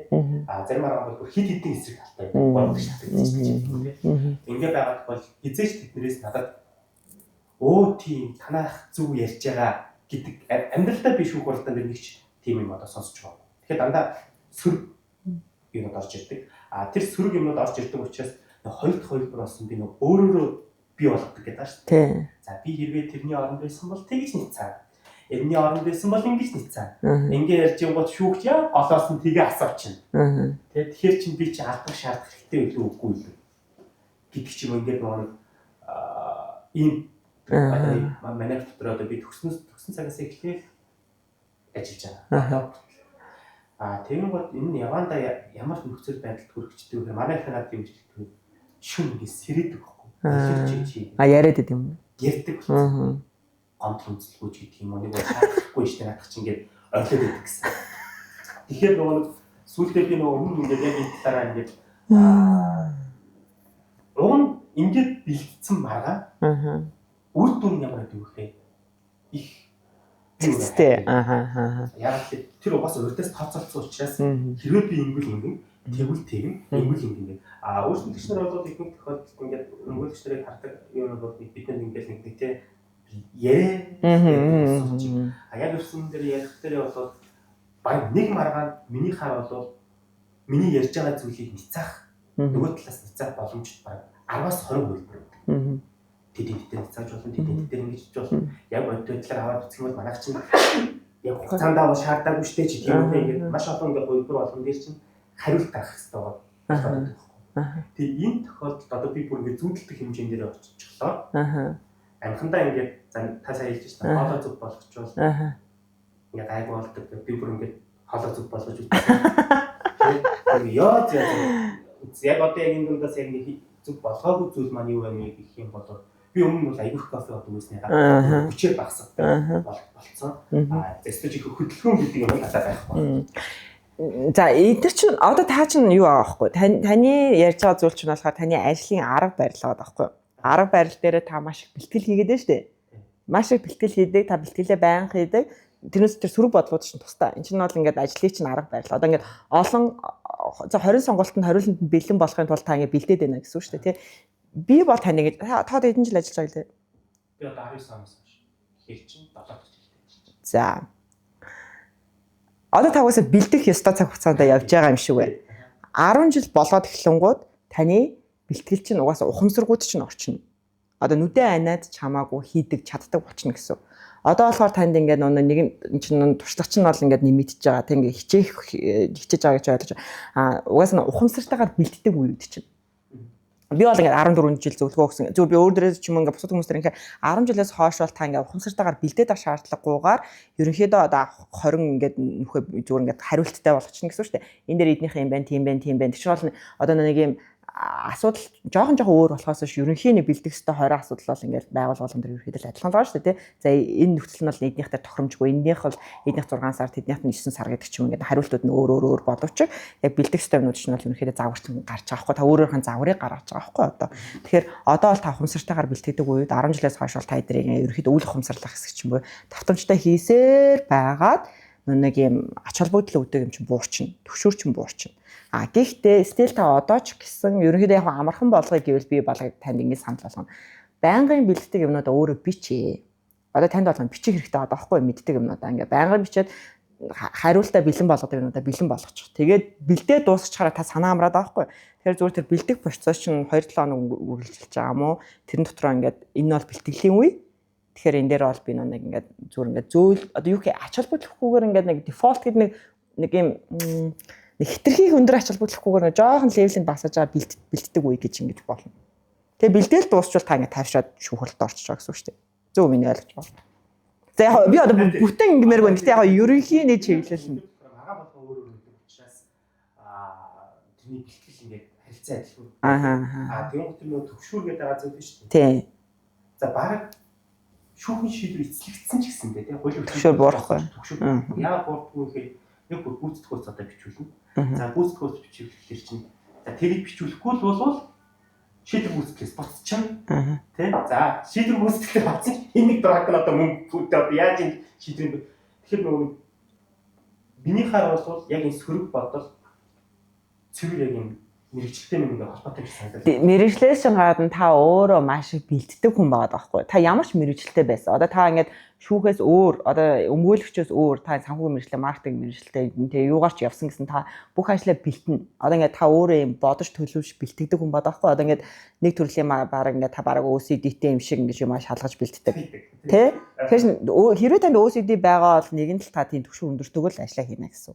Тэгэхээр байгаа амийн чинь одоо ингээд эн чинь угаасаа буурахгүй. Тэгэхээр таны ингээ өдөр тутмын чи иймэрхүү байна. Тэгэхээр та зүгээр ингээ өөрөө мэдээд одоо нэг загварыг та ингээд олон төрлөөр тавтаж хийж байгаа гэсэн үг шүү дээ. Тэгэхээр ингээд юу гэхиндээ одоо нэг юм бэлддэг юмаа л левлэж авах буурлж байгаа. Ач холбогдлоо. Тийм. Тэр процесс бол угаасаа 3 сарын хугацаанд нэг иймэрхүү процесс бол энд нь цааснууд өгнө. Одоо таны угаасаа өглөө ухамсарлах чинь ч мэдчихэж байгаа.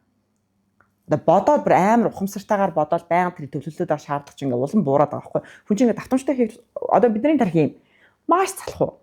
Ер нь нэг хийгээ сурцсан ажиллаа бол ингээ зур шууд ингээ үл ухамсарлах хэсгээрээ буюу залхуугаараа ямар нэгэн ийм эрчим зарцуулахгүйгээр зур шууд хийгээ сурч сонирхолтой. Одоо нэг шүдэ зүг угаагаа сурцсан бол тэр ингээл за би яг одоо энэ хэсэг дээр ингэж угааж байна гэж боддгоо байхгүй. Ингээ нэг сурцсан л бол тэгэл болоо. Тийм болохоор багаас нь сурагчвал насан туршдаа үргэлжлэл чинь тий. Тэрэн шиг одоо та ингээ 7 жил тэр чинь давтцсан учраас залхуугаараа буюу үл ухамсарлах хэсгээрээ хийх хэмжээнд очиж байгаа гэсэн. Тэр тархиндаа итгэж болно. Өөрт одоо ухамсарлах хэсэгтээ итгэхгүй байж болно. Үл ухамсарлах хэсэгтээ итгэе. Тий, хийгээд дадцсан зүйлтэй. Одоо тэгээ гомдол байлаа гэд одоо 7 жилийн хугацаанд нэг юм муу гомдол, сайн гомдол ингээд одоо нэг хүчин чадлын хувьд амар гомдол энэ төр байлаа гэх тий. Тэр чинь бол нэг амар одоо энэ зааг болно их одоо ингээд ийм болохгүй шүү дээ. Ерөнхийдөө л хүмүүсийн гомдол нэг иймэрхүү л байна. Найдаа хаяа нэг амар хүнд кейс чинь нэг хаяа нэг мэдээж орж ирнэ. Гэтэ тэр чинь байнга бол биш шүү дээ. Нэг ингээд нэг жилд 2 3 хүнд кейс орж ирнэ тий. Бусад үеийнх бол ингээд дундч. Одоо ингээд ерөнхий загварын дундч ороод орчиж байгаа. Тэрэндээ үл ухамсарлахтай итэг. Тэгээд тэр бэлтгэл ажил тань чухал болохоос биш яг үндэ сөрөг бодлууд нь асуудал биш. Тэр бэлтгэл ажил дээр ингээд төвшөр өндөртөд байгаа байхгүй юу? Бид одоо би нэг асуулт. Би ч одоо янз бүрийн хүнтэй уулзч байгаа зөвлөгөө өгч байна. Тэгээд чи мэдээж сайхан бодолтой өнгөрч гэн сөрөг бодолтой өнгөрч гэн гэдэг. Зарим хүмүүсүүд ингээд нэг хөөч мөөлчөд амжуулаад өөртөө ашигтай болох юм тулд хүсэж ирдэг тийм. Тэгээд бидэд бол эхний уулзалт бол айгүй хаппи хийх хүсдэг. Бид нэр мэдээж хөөч мөөлчөд юм туслах гэж байгаа. За энэ хүний зовлон бол бидний зовлон бол тэр амар сөргөөр нөлөөлөд шууд эхний уулзалтаас эхлээд бид ингээд гаж ихэд л хүчгүй болсон тамиг. Тэгэхээр тэр хүн төсөв бодлуудыг өөртөө халдаахгүй байх юм боломж. Хүлээж авахгүй байх. Тэр өстэй хэцүү шүү дээ. Тэр өстэй хэцүү. Одоо хэрвээ та ингээд одоо та бол ингээд олон жил зүйл юу хийсэн маа шүү дээ. Тэ ингээд ажиллаа хийсэн маа шүү дээ. Тийм тэрнийхээ дундчийг л харна. Та ер нь тийм сөрөг мэдрэмжтэй хүмүүс дээр тэ ингээд нэг хэрэг туслахаараа хэрэг дотор нь автаж ордог вэ? Бүр ингээд үнэхээр ингээд дараачсандаа одоо 10 жилийн дараа ч юм уу 5 жилийн дараа ч гэсэн тэр хүний хүсийн кейсүүд нь байж идэг тэр хүн ингээд гомдоод үлдчихдэг ч юм уу. Тэ нэг л бид ч үгүй юм чинь ингээд өөрөө өөртөө би хүний онцлог аюулсан ажиглах хэрэгтэй. Одоо жишээл таних бол ингээд таал ингээд чин сэтгэлээсээ туслах хүсэлтэй шүү дээ тий. Тэр иймэрхүү тохиолдолд бол би та насан туршдаа одоо эргийн ч сүргийн ч бай ингээд авах юм чинь би бараг шууд хувьтай хэлэхэд амар хүнд ингээд угаасаа ингээд төсөөлн тодорхой. Та угаасаа тэндээс нэрвэгдээд гарах нь тодорхой.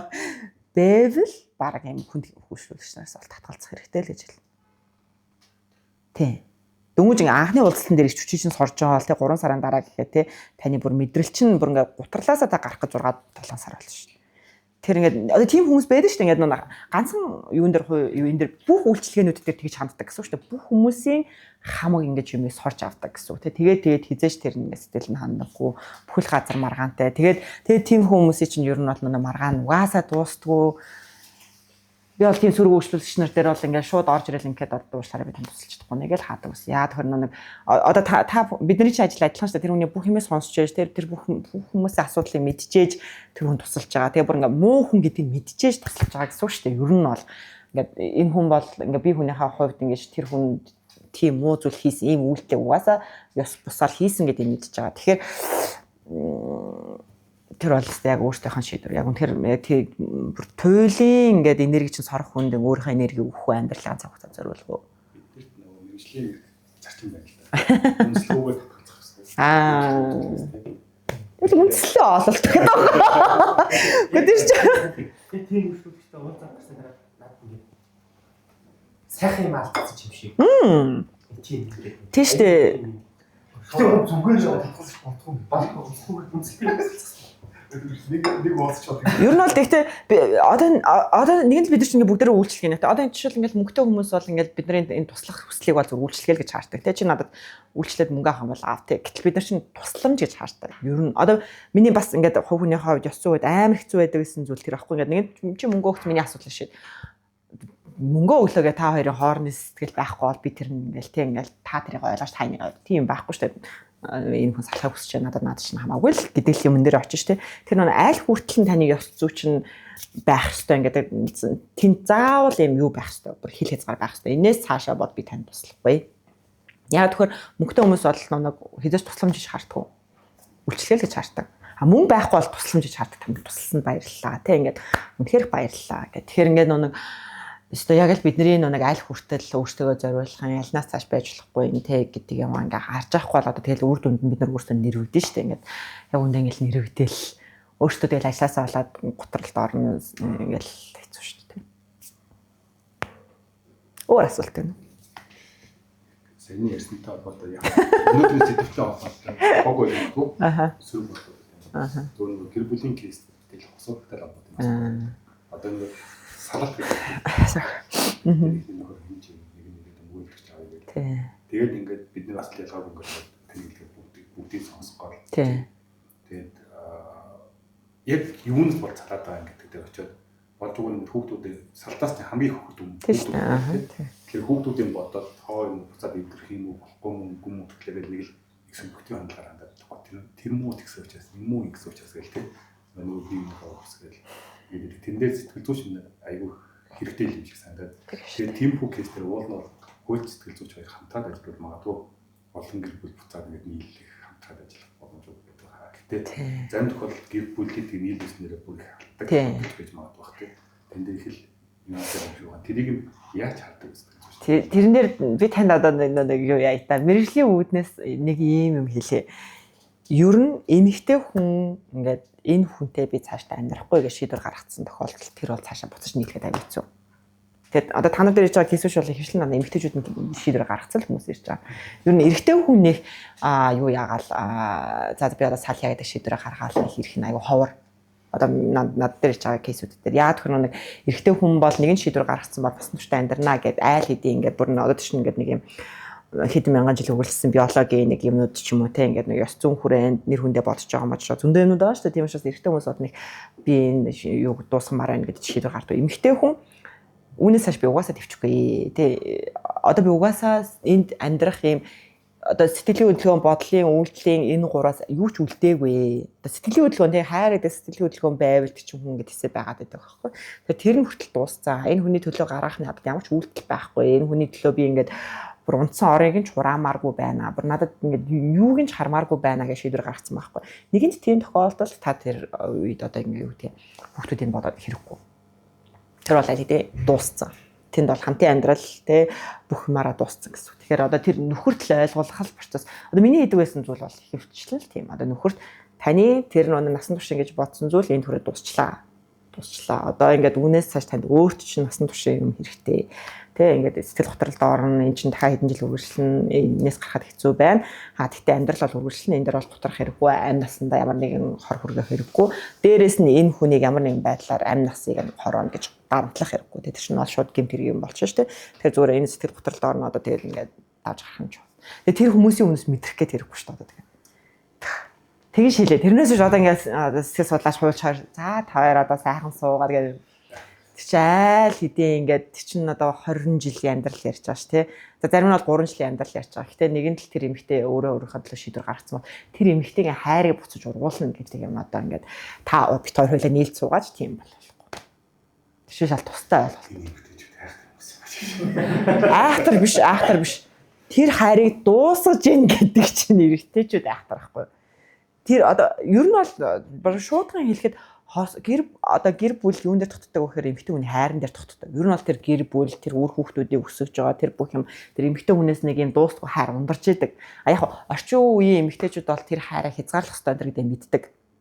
Одоо нэг эмээ өвөндрийн үед бол хязгаарлаж болохгүй урсгаж л ах ёстой гэдэг ингээд нэг юм эмээ өвөнөр бол хаана хязгаарлахаач мэдэхгүй нэг юм ингээ явж л гэдгийг те нэг сарын дараа хүрээд иртийн тэл тэр болгоны төвчж мөвчээ сууж идэг те тэр чинь бол орчин үеийн эмэгтэйчүүд бол тийм бол байхгүй ш. Тийм төвчээр бол байхгүй. Тэгэхээр ингээд нэг энэ хайр чинь хязгааргүй учраас хязгаарлах ёстой гэдгийг бол эмэгтэйчүүд ойлгож байгаа гэсэн.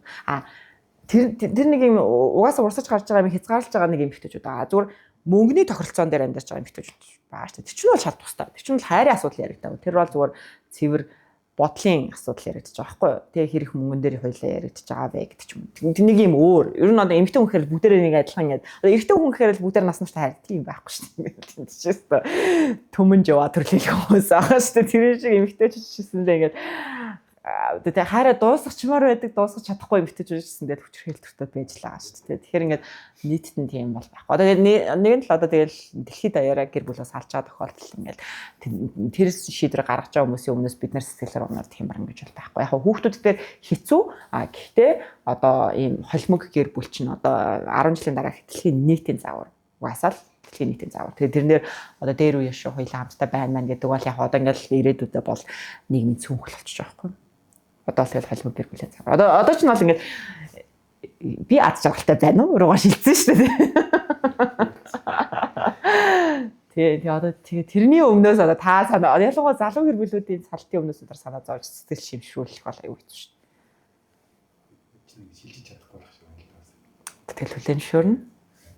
Тэрийг дагаж хямраа өртөөсөө хэрэггүй. Тэгэл одоо нэг юм бидний гэр бүлийн хувийн амьдралын сонголтууд, хувийн үйлдэлүүд, хувийн үнэт зүйл, хувийн юмнууд чинь энэ ажлын байрнаас тустай. Одоо нэгэнд одоо ингээд одоо бид нар чинь бүгдээрээ дандаа асуудалтай гэр бүлүүдтэй асуудал дээр ажиллаж байгаа хүмүүс шүү дээ. Тэгээд нийгэмд ийм асуудлууд байна гэдэг чинь над дээр тэр асуудал нь ирсэн гэсэн үг шүү дээ. Яа ирэх юм бол тийм ийм шийдлүүд байгаа гэдэг би мэрэгжлийн хувьд бол мэдчихэж байгаа. Гэхдээ тэр чинь яг одоо шийдэх асуудал бол биш шүү дээ. Санаа зовх зүйл. За баярлаа. За тэгэл ирч хүчээ хүсье даа гэдэг. Хэцүү ер нь бол тий.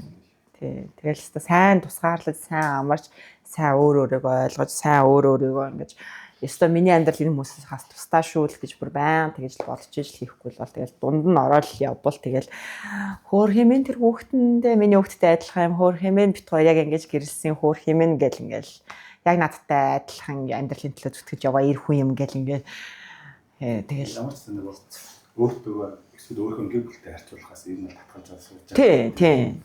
Та ямар орой сурд юм бэ? Тэгвэл бид хэцүү. Тийм шүү дээ.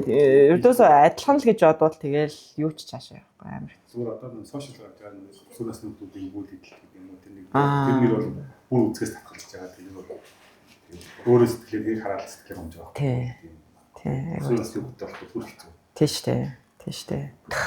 Сошиал медиа бол тэгэл ер нь бол таслан зогсоохгүй бол хэцүү дээ. Гоё л юм шиг үгүй юм. Тэндээс амар. Нөгөө сөрөг юм дээр заримдаа мэдээлэл хоцорч байгаа гэдэг. Тийм. Манай их хэмжээ сошиал дээр яваад шүү дээ. Тийм. Аха.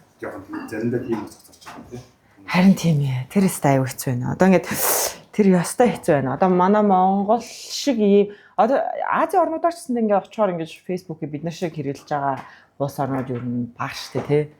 Ихэнх нь WhatsApp дээр байдаг ч юм уу ядаж. Тэгэхэд чи манайхан ч бүр ингээд юу Google-ээс юм хайх биш Facebook-оос юм хайр гараад ирсэн шүү дээ. Google дээр юу ч байхгүй. Засгийн газрын шийдвэр чинь баг Facebook дээр л яваад байна шүү дээ. Тэгээд тэр чинь тэгэл TV дээр маш их явдаг юмсаа одоо тэгээд арай өөрчлөж байгаа. яа тэгээд хэлж байгаа.